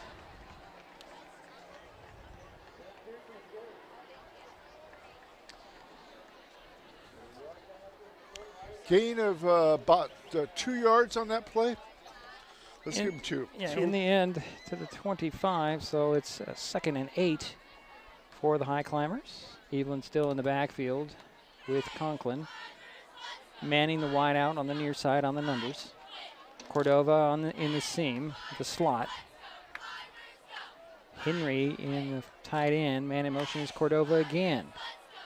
Turn around, hand it off. Nope, it's going to be a play action, and Conklin steps back. Henry wide open to the 5, catches it, spins away from the defender. Touchdown, Highclimbers on that far sideline. And that's no flags. Jerry just wanted to double check, no flags. 25-yard pass play to Bennett Henry. Did they call him Henry Bennett? Yeah, it's Bennett Henry. Jerry's right. I called him the wrong name. But it's a touchdown either way. 2:32 to go. Third quarter's now 34-12. Shelton on top. And Weir is on to kick the point after. Cody Brotherton, the holder. This will be his 4th attempt. Now, the last time the Bulldogs were able to penetrate and almost get to the kicker. There's the snap slow this time. They get in there again, and the kick gets up and in. Atencio almost had the block there, but it's now 35-12 with 2:32 to go. Third quarter, Shelton extends its lead. We'll be back. It's Mason Web TV, powered by HCC and KMAS Shelton. The first rule of storage is keep out of reach of children. Ease of access is the #1 reason youth misuse recreational or prescription drugs. Store your medication, vape, edibles, or cannabis products in their original child-proof bottles with original labels if possible. Keep them locked up. Store your medicine, tobacco, or cannabis products in a locked cabinet, locked drawer, or in a bag like this with a lock. For more information, visit lockssavelives.org or call Mason County Public Health at 360-427-9670, extension 400.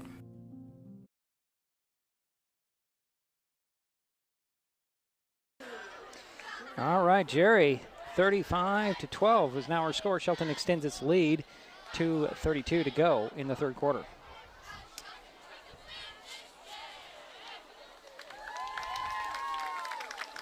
Yeah, North Mason's going to have to score at least 3 touchdowns and make at least 2 two-point conversions, point after attempts.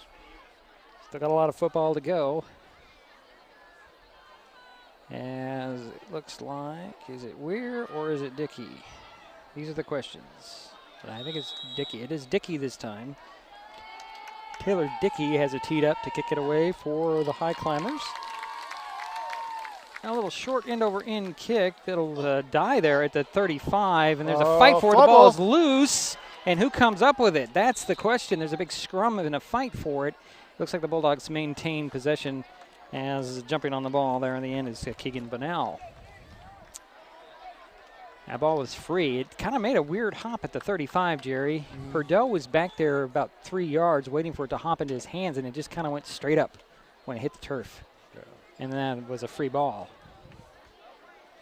So the Bulldogs keep possession, and they'll start on their own 31. What a 21-yard kickoff and no return? No. Almost like rugby there for a moment. Yeah. All right, so the Bulldogs, I had the 1st and 10. McCormick will come wide to this near side. Who's the quarterback? It looks like it is, I think it's Shoemaker, but I can't tell from here. A little quick handoff, and bouncing outside is Atencio. Atencio is run sideways, and no gain, if anything. A loss on the play. Yeah, it is a Shoemaker. It's still a quarterback. And there is, I'm going to say no gain at all, Jerry. Yeah, he ran right into the yard marker. Yep, that's true. Well, give him 1, Jerry. Okay. 2nd and 9 from they the 32. They did too, so.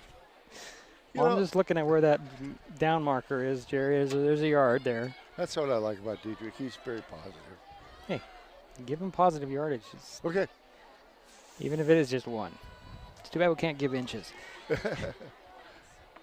Out of the gun will go Shoemaker. Atencio the back beside him and a step ahead. Back to pass goes Shoemaker. Reed looks over the field, through in the middle. It's deflected and falls incomplete. Intended for Cole McCormick. It's 3rd and 9. Let's see who the... Oh, I'm sure it was... 74? Yeah, likely he's the one trotting around with a little bit. That's Journey Bear. Yeah. Journey Bear. We haven't called his name tonight. Good defense, Journey Bear. Now the big men come in for the defensive line because Manning is back in there. And he's an example of somebody that's playing both ways. Yep. And it looks like Sancelli's in there as well. Anthony Sancelli. Who started tonight, and he's playing nose. Yeah, it looks like he's playing nose guard in this. Yeah, and he also is a starting center. Right. Yeah. Plays in the middle of the field. Nose guard. Nose guard or center, either way. So here's a shotgun formation for the Bulldogs. Shoemaker back to pass again. Manning on the run towards him. He avoids him. He's going to be swallowed up and run out of bounds. Ooh, late That's hit close. there. There goes the flags. That was a little bit too much off the past the white line. Yeah, we were talking about that in the jamboree. Once they are out of bounds, you cannot tackle them.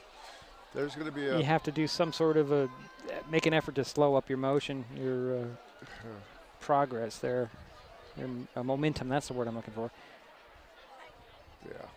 So it's going to be 15? Yeah, likely. Yeah, we saw that called a couple times in the jamboree. When they weren't really paying much attention to that. Pierce. Yeah. So that'll be 15-yard penalty on Shelton. 2:02 to go third quarter. Although teams are ready to go, but the referees haven't placed the ball at all. I mean, they called the penalty. Right, and the referee here is going to mark it off. Okay. I'm not sure what he's waiting for. Okay. The teams are ready to go. Yeah. The Bulldogs came out of their huddle. The Highclimbers are up on the line, and the ball hasn't been placed. So it'll be 1st and 10 for Shelton at the first and 10 for North Mason. At the Bulldogs' 47-yard line. I'm getting all confused here now. They're turning it around as far as the penalties now. Well, I guess all the flags went on North Mason in the first half. All the flags will go on Shelton in the second. Back to pass goes McIntyre. He's back in there. He's going to throw long. It's underthrown in a fight for it, and it's complete to McCormick inside the 25 to the 22. That ball was just kind of hanging up there and was up for grabs, and there was a hand fight for position, and Cole McCormick came away with that ball somehow. And I think it was Brotherton on the coverage. Well, man-to-man. Yeah, Cody Brotherton on the coverage, man-to-man. Let's see where that ball. Okay, and ball's at the 22. Started at the 47. A 31-yard pass play. 1st and 10 for the Bulldogs on the Shelton 22. I tried to beat you that time. Oh, you did. I wasn't trying there. Out of the gun will go Shoemaker. He'll toss this one, and that is Boleen back in there. Flag goes flying in as Boleen makes his way inside the 20 to about the 17, but I think that it's going to be a hold on that one. And the Bulldogs are going to get tagged with 10.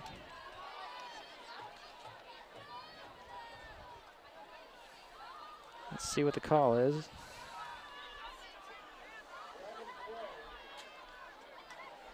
Oh, it's a face mask on the Highclimbers. Boy, am I really calling things wrong. But is it a 5-yard or a 15-yarder? That's the question, Jerry. Yeah. It's always the question. Was it intentional or was it just inadvertent? Incidental. Yeah. Yeah. Now it's 15. Yeah, it's going to be half the distance, it looks like. So the ball was spotted at the 18-yard line. And it's first and goal now for the Bulldogs at the 9. So that was half the distance. Penalty on that one. So North Mason knocking on the door here. Shoemaker, the freshman, out of the gun. Moline, the back behind him. Receiver on each side. Man in motion is Esteban. Handoff goes to Boline. Boline finds a seam just for a moment and dives to the 5. Straight up that middle. There was a small little seam, little hole for Boline. And good for about 3 yards. Yeah, they'll mark him down at the 6. Second and goal from the 6 now. 45 seconds to go in the third quarter. Clock is running. I'm thinking the Bulldogs might make one more play here and then be happy to get to the fourth quarter. And it's now 35 and counting. Out of the gun again goes Shoemaker. Receiver on each side. Boline the back beside him. Hand it off to him. Trying to get around the outside. Busting in there is Evelyn. It blew that play up, and Boline dove and managed to get one out of it, Jerry, to the 5. And we have 12 seconds in the third, and the Bulldogs are probably going to let the quarter run out. Yeah, they will. As Atencio is going to come in and then go back to the sidelines. And 3, 2, 1. That'll end the third quarter. We're through 3 quarters. In the Mason County Cup, Shelton on top, 35-12. North Mason will be driving when we come back with the fourth quarter on Mason Web TV, powered by HCC, and 10:30 a.m., 103.3 FM, KMAS. Back in a moment.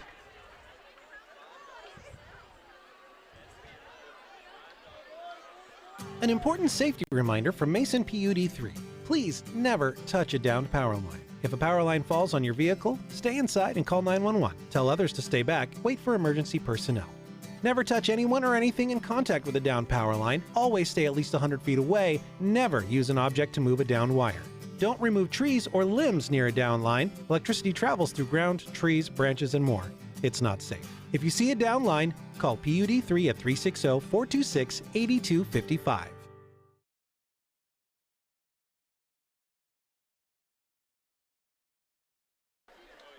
Fourth quarter coming, Jerry.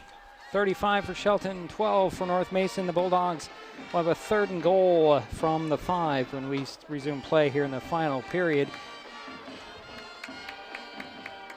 North Mason trying to punch it in, and what are we doing here, Jerry? We're calling, I think that's Jaden Fuller having his leg looked at. Yeah, that's the second time he's been on the sideline trying to stretch that out. Yeah.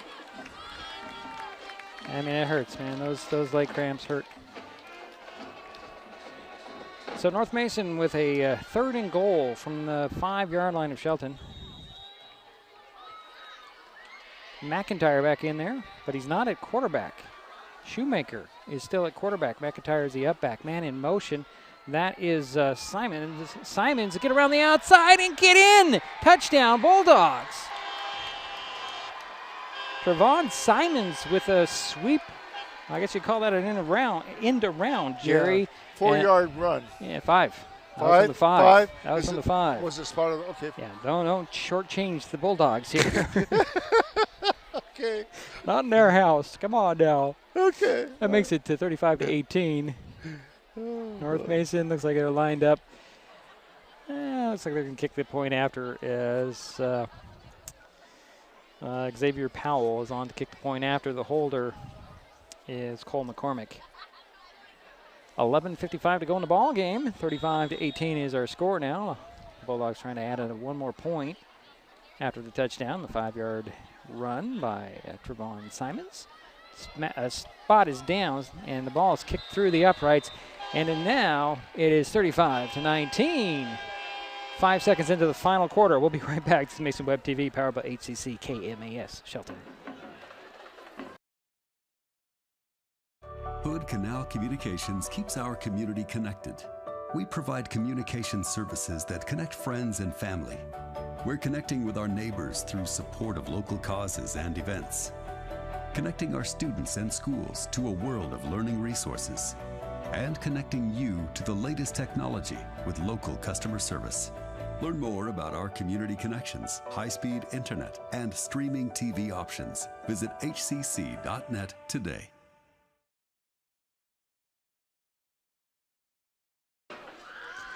And we have 11 minutes, 55 seconds remaining in this Mason County Cup for 2023. Shelton 35, North Mason just made it 19. The Bulldogs are out to kick the ball back to the Highclimbers after a drive that was extended by a penalty. So seeing some new numbers out there altogether, Jerry. Yeah. But Xavier Powell. Yeah. I'm sorry, go ahead, Jerry. North Mason is going to have to score twice and do two two-pointers, or they're going to have to score 3 touchdowns. To tie it, they're going to have to convert two-pointers if they score 2 more touchdowns. Well, first they got to stop Shelton. Here's the kickoff. It'll be picked up at the 19-yard line. And this is Zepeda Soto bouncing it to the opposite side, slips one tackle up to the 40, spinning, still on his feet to the 45, dragging Bulldogs with him. Beautiful return. He reversed field on things to get up to the 45, and the Highclimbers will start there with a 1st and 10. About a 25-yard return. Not a bad kickoff. I'd have to agree with you there, Jerry. What's that? What you just said. Oh, okay. Jaden Fuller's still running on the sideline trying to loosen up that cramped up muscle. Highclimbers have come out with the 1st and 10 on their own 45-yard line. Conklin. Omar Cepeda's had 2 nice returns, one of 36 yards and one of 25.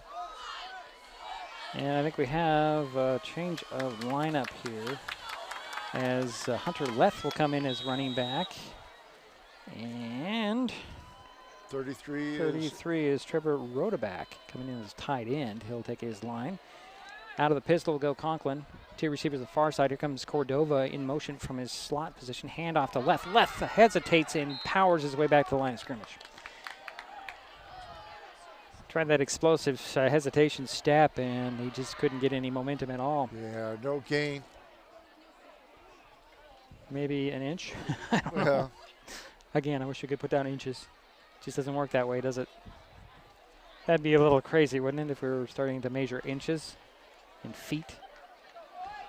You need a new stat person? Yeah, I think I need 5 stat people to do that. Okay. 2nd and 10 from the 45. Same formation, same position. Here's Leth trying to get to the outside this time. Cuts it up the numbers, and he's knocked down by McIntyre. Might have got a little bit over that line of scrimmage that time, Jerry, half a yard. Yeah. Ben still marking it down at the 45.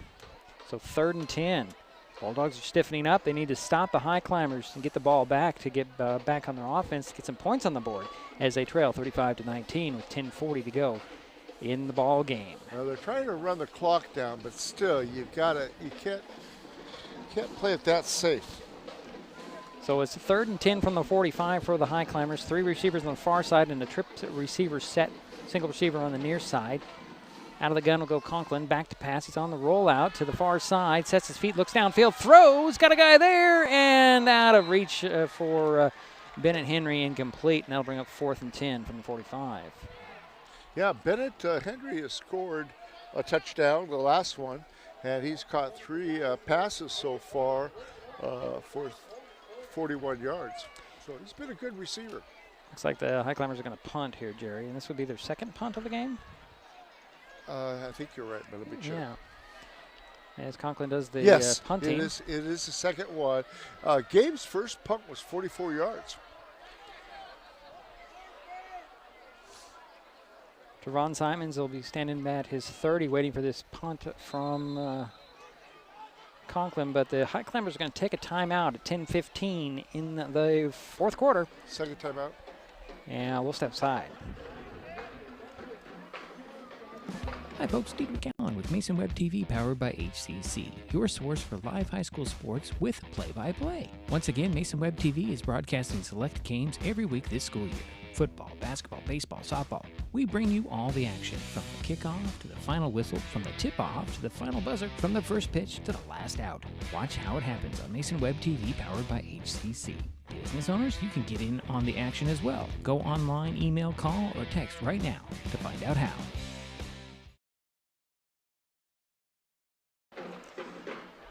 Well, we're back here. I'll flip that switch. 10:15 to go, fourth quarter. 4th and 10 at the 45. Go ahead, I want to Jerry. give a shout out to the cheerleaders. They're practicing every morning at 6:45 in the morning. Seriously? Huh? Seriously? Yeah. Oh, yeah. They get up early in the morning. Oh, wow. I'm barely awake at that time. I'm usually awake, but I'm barely awake. Okay, so punting formation for the Highclimbers. Conklin back to kick it away. Trevon Simons waiting for the kick. Conklin gets another high end-over-end kick this time. It'll hit at the 32, go straight up in the air, and then roll, take a Highclimber roll, and it'll be downed inside the 30 at the 27. And making that 28-yard run, Pat. Downing that ball will be Trevor Rodeback.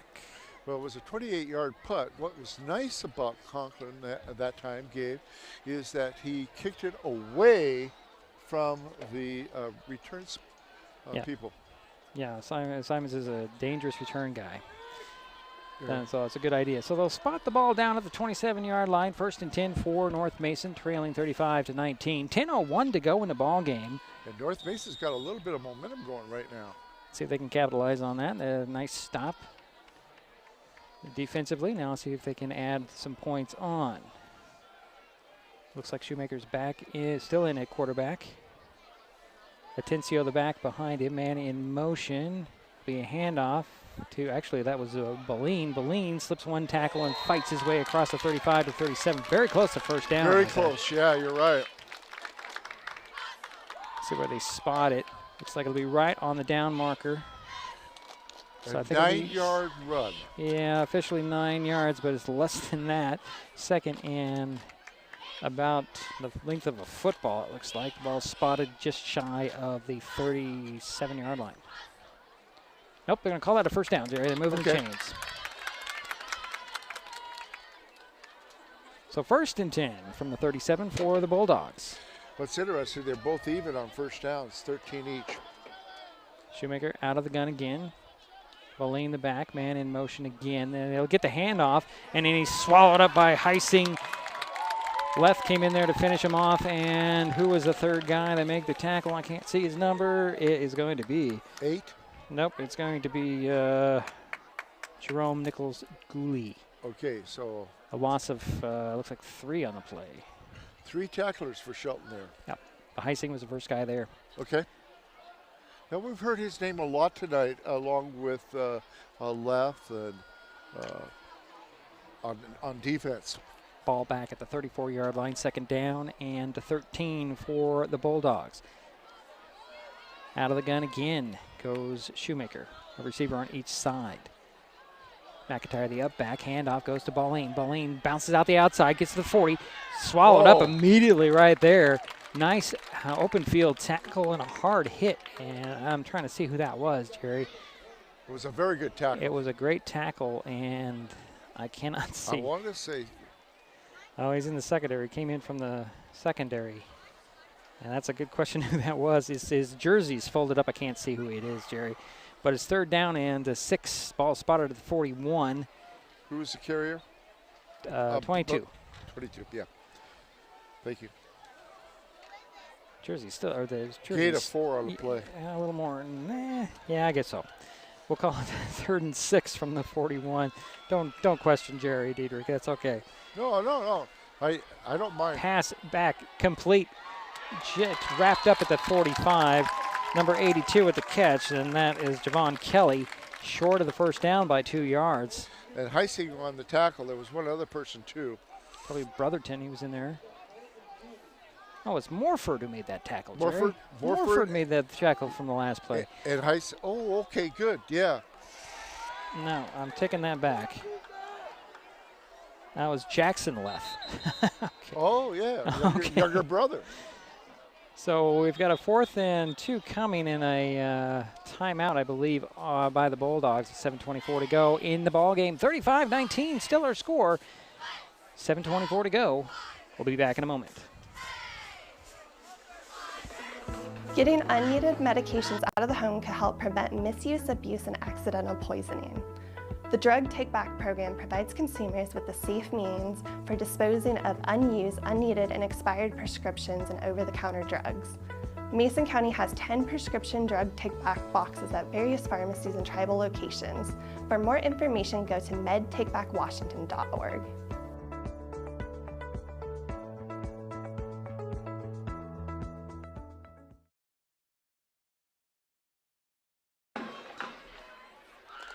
Fourth down and 2 coming for the North Mason Bulldogs. 7:24 to go in the ball game. I can still remember both the left boys where their dad was coaching the girls basketball, and they probably were in first or second grade at that time. Ball's at the 45 of North Mason. Shotgun formation for North Mason. Esteban back in there at the up back. Hand off to Boline. Boline cuts it back, gets a first down. Just about right, just got the yardage he's needed to cross the 47. I thought he just changed direction going to the outside, slipped it to the middle, and got the first down, Jerry. I didn't see who got the tackle, but it was I a didn't good either. tackle. It was a good tackle, but even better effort to get that first down. First and 10, and they're going to actually spot it closer to the 48. Bulldogs still alive here on this drive. 7:04 to go and counting. Bulldogs taking their time in the huddle. Clock is running. 6:55 now. Yeah, I would. Shoemaker bringing the play in from the sidelines. Still taking too much time, I think. I do too. I agree totally. You're down 35-19. You need to put points up here, and you're running out of time. Atencio in the backfield now. Woody Topolo, the up back.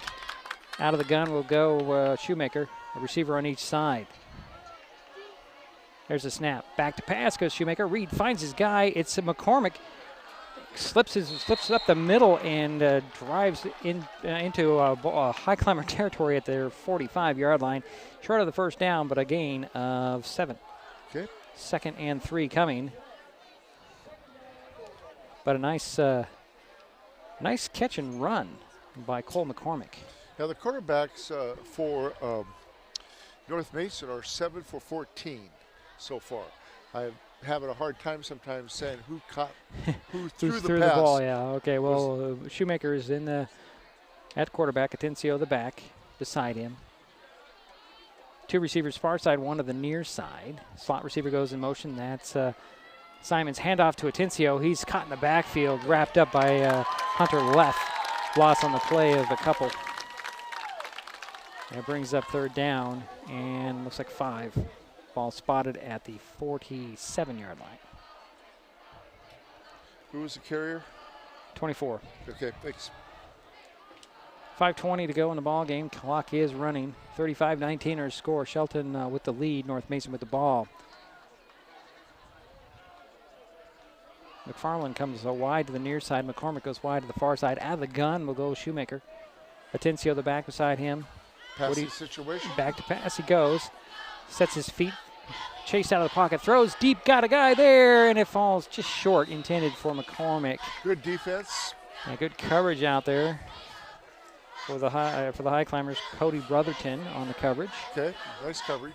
4th and 5 coming with 4:55 to go here in the ball game. And here come the big man. Here comes Manning to become a pass defender with holding those big hands up at 6'6". Yeah. I'm kind of curious what his reach is now. With 6'6" in those long arms, it's got to be 8 feet or more, shouldn't it? Maybe 8.5 when he reaches his hand. I don't know. Well, he's at least 6'6". He's 6'6". I know that. I'm talking about when he reaches up. How much? What his wingspan is. Yeah.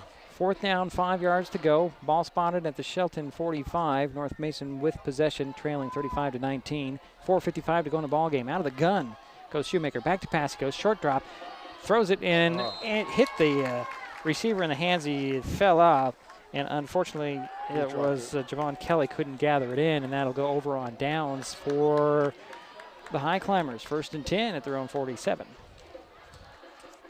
With 4:52 to go in the ball game.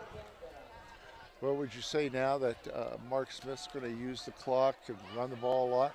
Yeah, well, I think he's going to try. I mean, what else can you do here unless you want to rack it up and you don't want to keep time on the clock for the Bulldogs? No, I think it's ball possession, just run the clock. But you've got Fuller still on the sidelines trying to walk off that leg cramp, and in there at the running back will be Brad Eveland. And Brad's done a nice job tonight.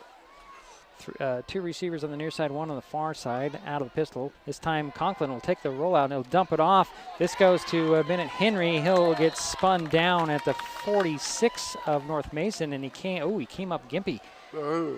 He got kind of spun and twisted that leg, I believe. I do not like that. No, I don't either. He's got a brace on that I know leg he does. also. He got hurt already. a couple of years ago, seriously.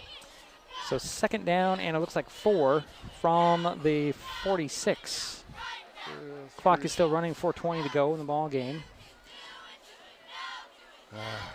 Evelyn in the backfield behind Conklin, out of the pistol. Two receivers far side, man in motion. That's Cordova. Snap a little high, handoff to Evelyn. Evelyn bounces off a guy, and he can't get away from Woody Topolo. No gain on that run. It'll be third down. That Topolo name is very common here in North Mason. There's 3 girls that played basketball last year. And they'll play again, I'm sure. Yeah. One of the twins wants to wrestle, Jerry. I don't know if you knew that. Oh, is that right? I hope not. Well, you don't know. I don't know. I can't remember which one. I don't know if it was A or E, but I did hear she wanted to wrestle. I know one of them was a good discus thrower. Yep. So it's third down and 3 or 4. 4 balls at the 46-yard line. Out of the gun will go Conklin, and I think somebody moved.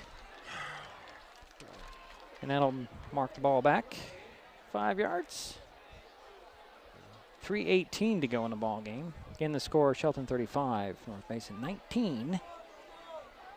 And it'll be now third down and 7. Ball back at the Highclimber side of the 50 at the 49. Need to get to the 43 of North Mason. It looks like 88 might be okay. I hope so. I think so. Yeah. Out of the gun will go Conklin. He's got 4 receivers, 2 on each side. Evelyn the back beside him. There's the snap. Conklin back to pass. Sets his feet. He's going to throw deep, a little too high for Cordova. Incomplete, and that'll bring a 4th down. It's kind of hard to do with even Wheatley. Incomplete, it falls. So clock is stopped, just under 3 minutes remaining. 2:58 specifically. It's 4th down. Wheatley Cordova caught 2 really nice passes in the first half for 57 yards. Devon Simons will stand about his 20, waiting for this punt from Gabriel Conklin on the 4th down and 8. He's going to kick it away, I'm sure, like he did last time, away from the intended. It's like the Bulldogs are coming after him now, Jerry. Yeah. Here they come. Conklin, quick Yeah, hit. see what he did, yeah. High punch short, hits at the Takes 38. a Shelton back. Goes out of bounds at the 30. So the Bulldogs will take possession at their own 30, see if they can mount some more, another drive to put some points on the board. They're trailing 35-19. Very good strategy by Mark Smith there, kicking the ball away from the intended punt returner. 21-yard punt, but no return. So 2:51 to go in the ball game now. Bulldogs have 1st and 10 on their own 30-yard line. McFarland will come wide to our side. Yeah, McCormick will go wide to the far side. Out of the gun will go Shoemaker. Thinking it's Beline in there. Back to pass. No real drop. The pocket collapses and down it goes. Give a sack to Jason Castaneda. First time we've called his name. Oh. Finally got to the quarterback. And a timeout has been called by North Mason with 2:42 to go in the ball game. I think we'll keep it here, Jerry, for a moment. Looks like a loss of 4 on that play. So they put the ball down. It looks like they put it back at the 25, Jerry, so that should be 5-yard loss. Okay. But we'll see. They haven't placed it yet. Not sure why. We have a timeout here. Take this opportunity to thank Jerry Apple for coming up to Belfair with me and helping keep statistics on this game. Of course, we want to also thank Jeff Slakey from KMAS letting us get on the airwaves, expanding our reach and helping our community stay informed on all kinds of things. We sure appreciate Jeff's support. Jeff is doing a great job with the radio station. He's an awesome guy. Glad to have it back in local control. It'll be 2nd down and 15 from the 25 for the Bulldogs. 2:42 to go in the ball game. North Mason with possession. Shelton with the lead, 35-19. Shotgun for Shoemaker, the freshman, Reed Shoemaker. Took over in the, second quarter? And has done pretty good. Looks like the back is Beline. Low snap, handled well. Shoemaker back to pass. He'll throw it up for grabs. It is caught on the far sideline, and a flag is on the play as well. He was out of bounds when he caught it. Yeah. They're saying there's a flag. That was Simons with the catch. Yeah, I think he was out of bounds. I don't know. It looked pretty good. There's a flag right at where he caught the ball at the 37-yard line. They're going to call it incomplete and pass interference on Shelton. I guess maybe they pushed him out of bounds. I don't know. Well, maybe that's why I thought. That could have been. Okay. It's hard to say. We're on the opposite side. We're almost as far away as we can be from that play, Jerry. And they'll mark off 15. That should give the Bulldogs first down at their own 40. 2:36 to go in the ball game. Clock is stopped after the incomplete pass and the penalty. Should be enough for first down. Yep, they're going to give him the first down. 1st and 10 from the 40. Now we got a stoppage of play. I'm not sure why.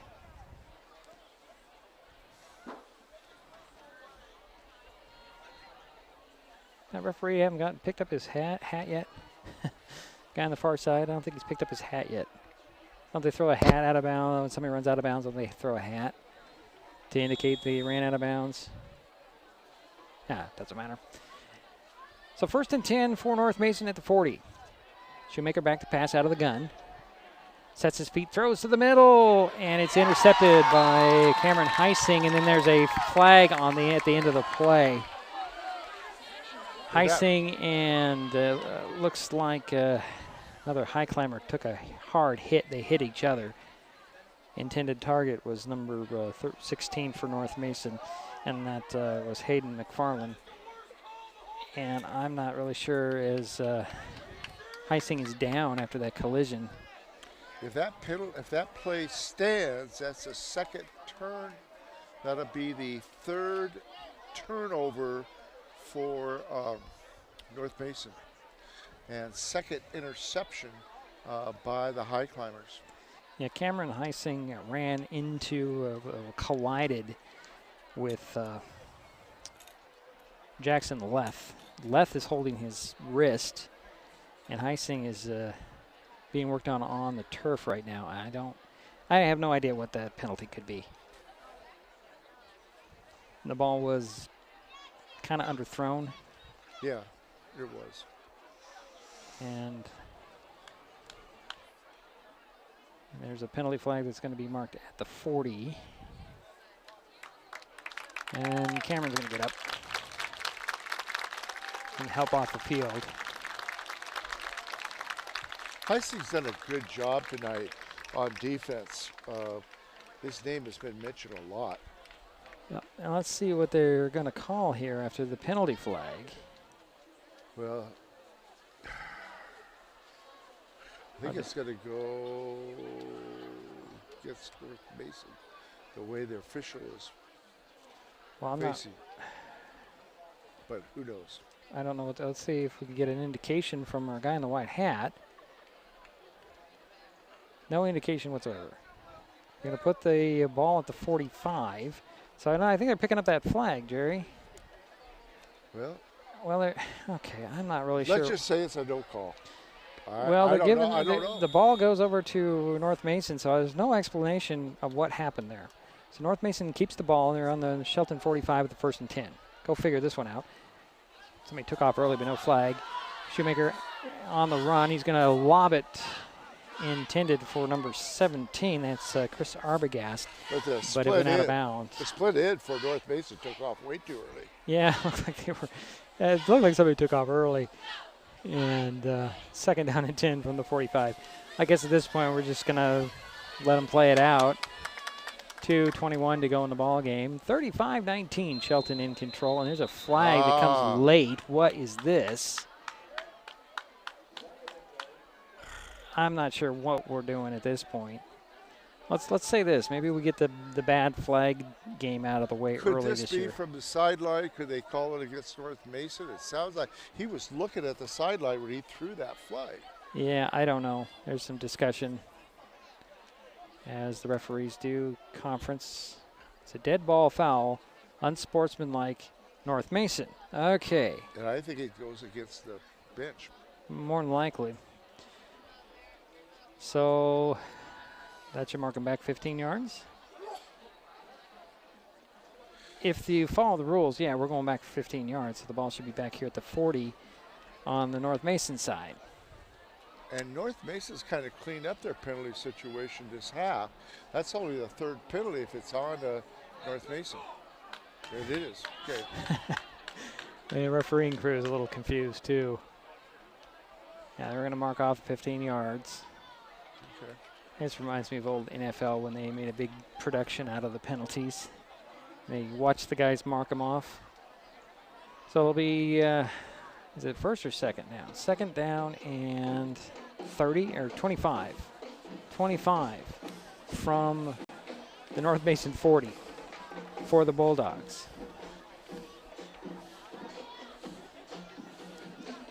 This game kind of has fallen apart a little bit, Jerry. Shoemaker go out of the gun. Back to pass he goes. Holds in, now he'll step out of the pocket. And lost the ball. Ball pops free. And there, what was there, a whistle? Now there's finally a whistle. Everybody stopped, Jerry. Manning was in on that play, too. Manning had stripped the ball, and Shoemaker didn't know where it was. I think it was picked up by Lopes, was it? And then it was ran out of bounds. But everybody stopped when the ball hit the turf. But Manning definitely played a role in that. Well, he stripped the ball. Yeah.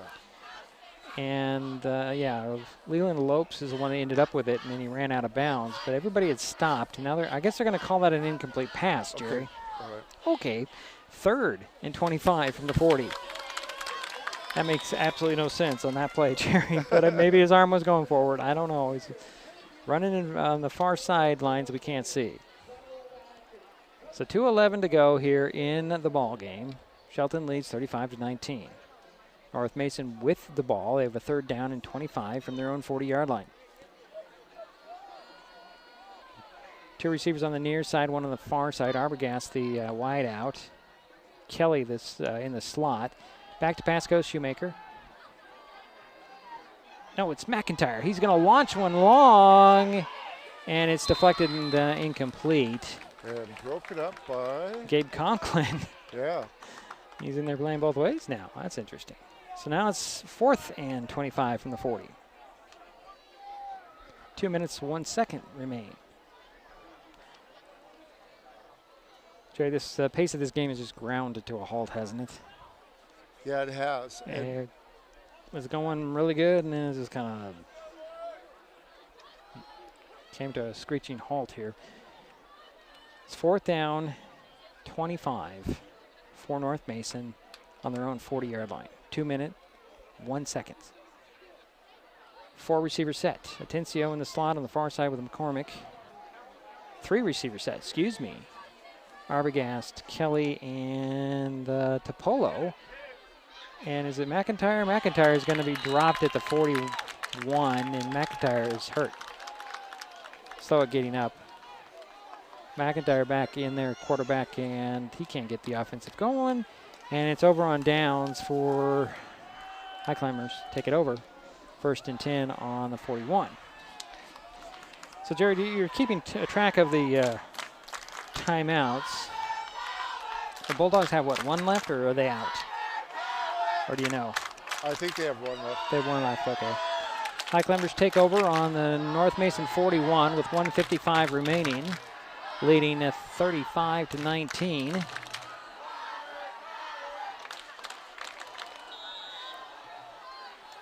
And the offense comes out. Left in the backfield with Conklin. Manning and Cordova wide to the far side. Nobody on the near side. Cordova goes in motion. Turn around, hand it off to Left. Left hesitates, changes directions. Flags go flying at the sidelines. And Left got maybe 1 if the play stands.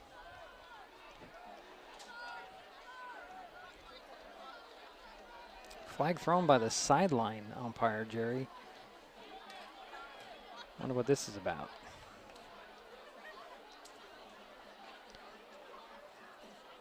It's an illegal shift. How is there an illegal shift when 1 guy in motion? Okay, so it's a 5-yard penalty. It'll be 1st and 15 from the 46 now for the Highclimbers. 1:48 to go.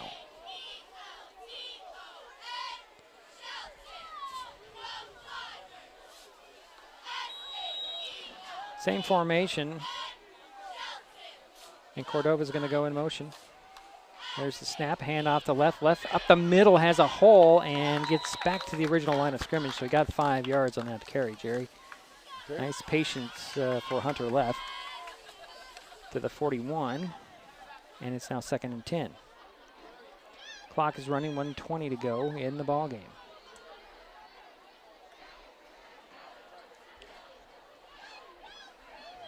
They could almost take a knee here, couldn't they? Yeah, maybe not quite. 1 more play, possibly. 1 more play they could, yeah. I'm thinking. 2nd and 10 from the 41. We hit the minute mark here now. And Conklin out of the pistol. The referee raises his hand. There's 5 seconds. Cordova in motion again. Hand off to Left. Left hesitates up the middle, driving his feet, trying to get to the 36. And they stopped him at 37, it looks like, Jerry. The handoff. Clock continues to run. We're now at... How many did he pick up there? It's 4? 4, yeah. 37 is where they're going to mark it down. I think we have a timeout. North Mason took their final timeout. That's what I thought. Yeah, that's 37 seconds remaining. Let's take a break, Jerry. We'll be right back.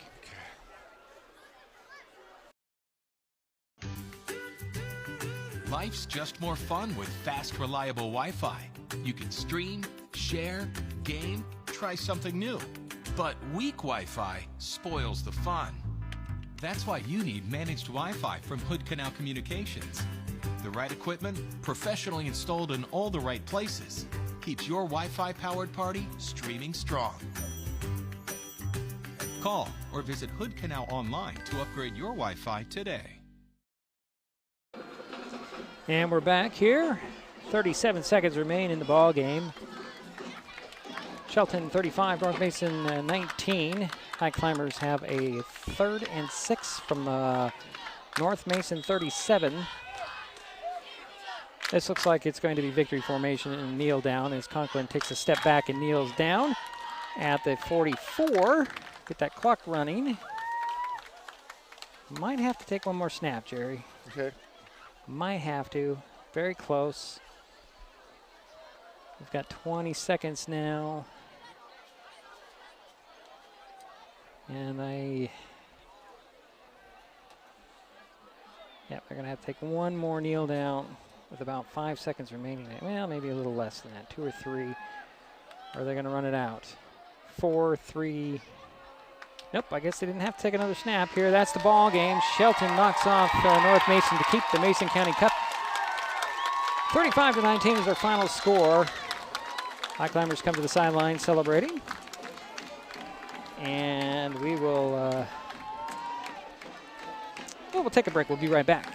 Final again, Shelton 35, North Mason 19. This is Mason Web TV, powered by HCC and KMAS Shelton.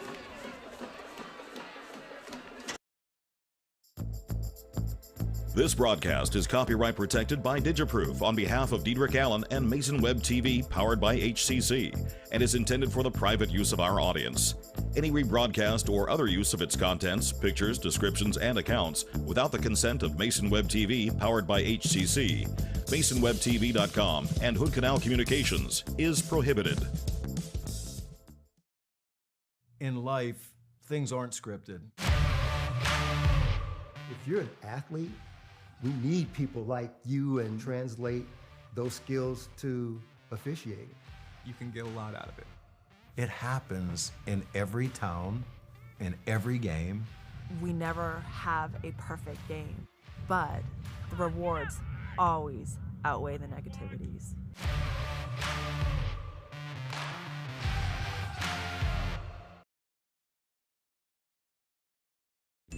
The living room. It's a great place to watch TV. Just like your backyard, break time at the office, or waiting for your ride. Now you can watch TV everywhere.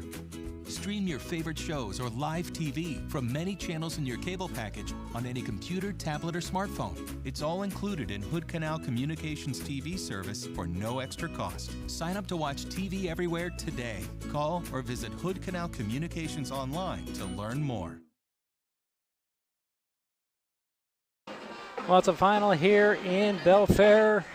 Shelton Highclimbers keep the Mason County Cup, knocking off North Mason in Belfair 35-19, the final score, as the teams head to the opposite ends of the field to have their post-game chat. Jerry, a nice little celebration that was off camera, but I have it recorded.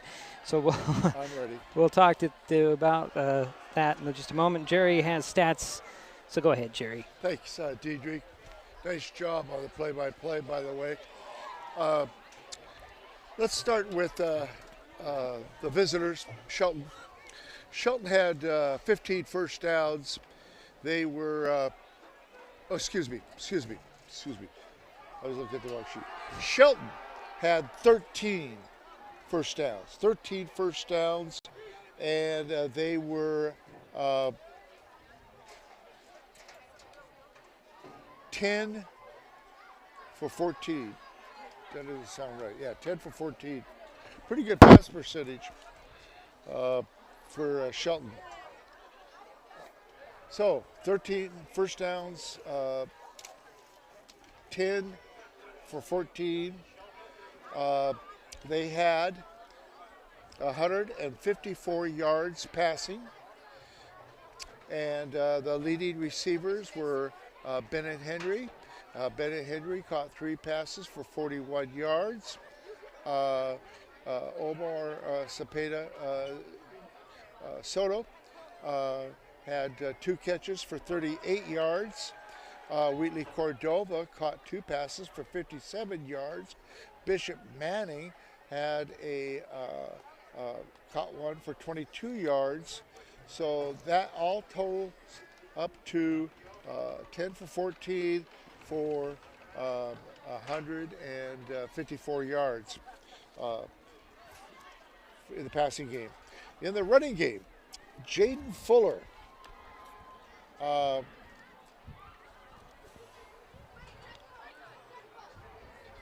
first thing I could say this. The Highclimbers had 104 yards on the ground. 164 yards, in the passing. So that adds up to 264 yards. The leading ball carrier for the Highclimbers tonight was Jaden Fuller. Unfortunately, he did not play in the fourth, or didn't carry the ball in the fourth quarter. He had leg cramps. Hunter Leth was the only ball carrier that I had down in the fourth quarter. He had 4 carries for 9 yards. Whoops. Yeah. Slipping on me there. Yeah. Thank you, Diedrich. Brad Evelyn I was really impressed with. Had 5 carries, and he had a total of 17 yards. And he did a nice job there. And of course, Cameron Hussing had 2 carries in the first half and 1 carry in the second half. And he had 3 carries for 14 yards. So 264 yards total for the Highclimbers, 13 first downs. Nice game by Conklin, 10 for 14. Penalty-wise, we got to clean it up. We had 99 yards in penalties in the second half. If you add the 40 and the 99, it's 139 yards total in penalties. Not good, not good.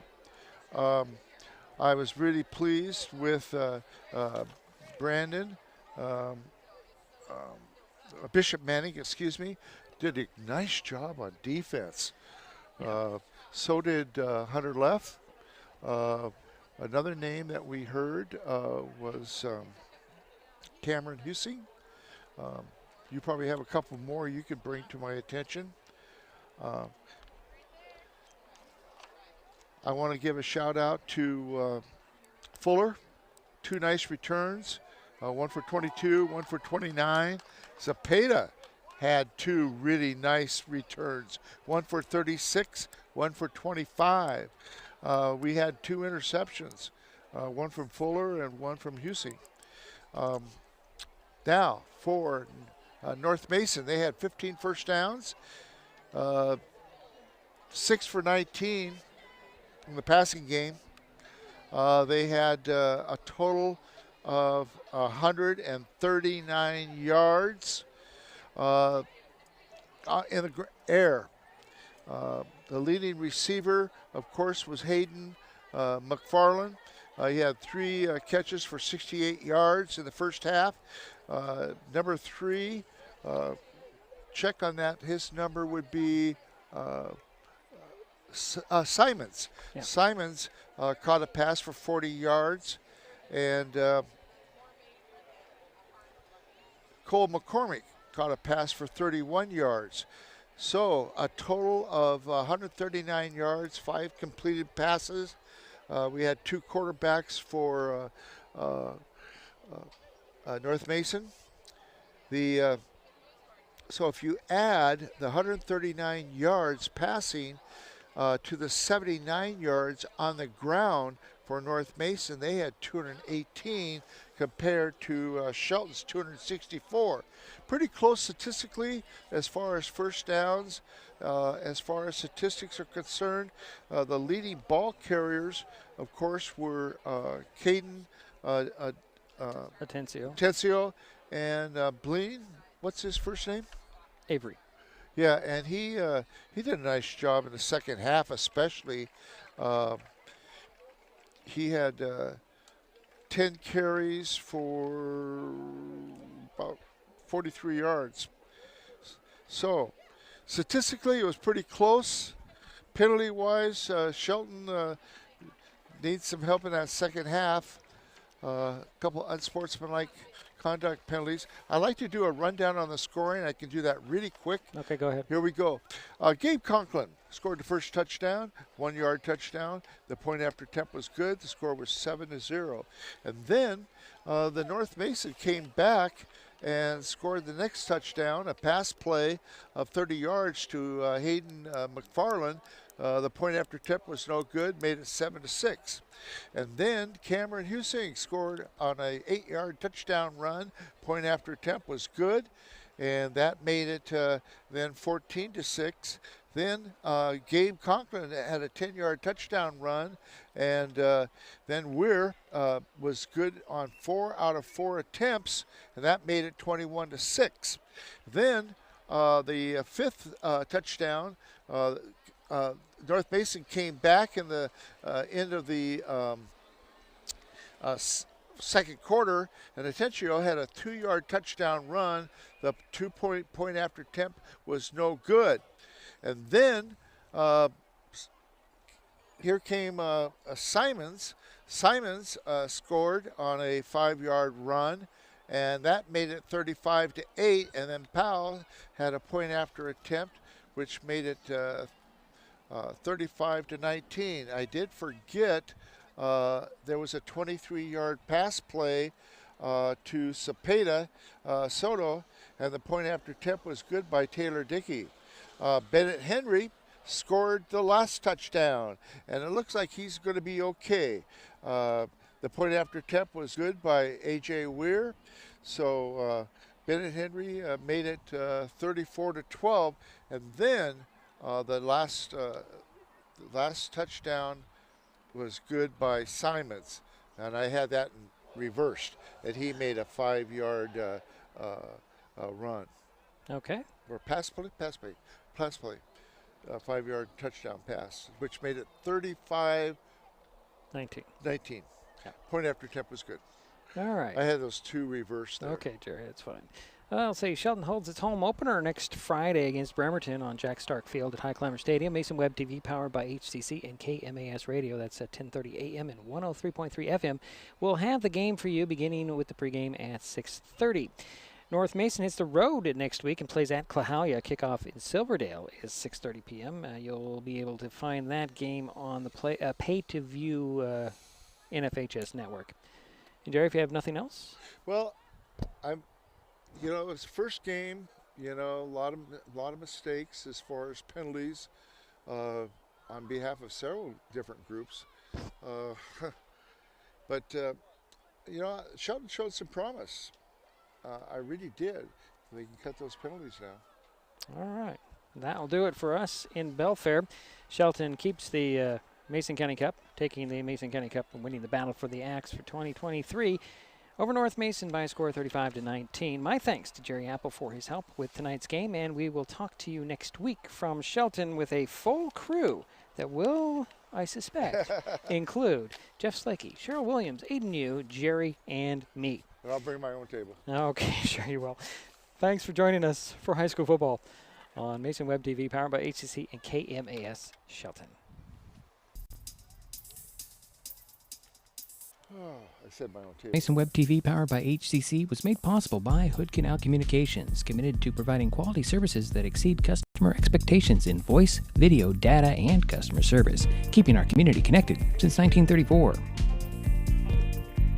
Mason County Public Health and Human Services Prevention Education Partners Substance Abuse Prevention Coalition, helping provide prescription drug take-back boxes in Mason County.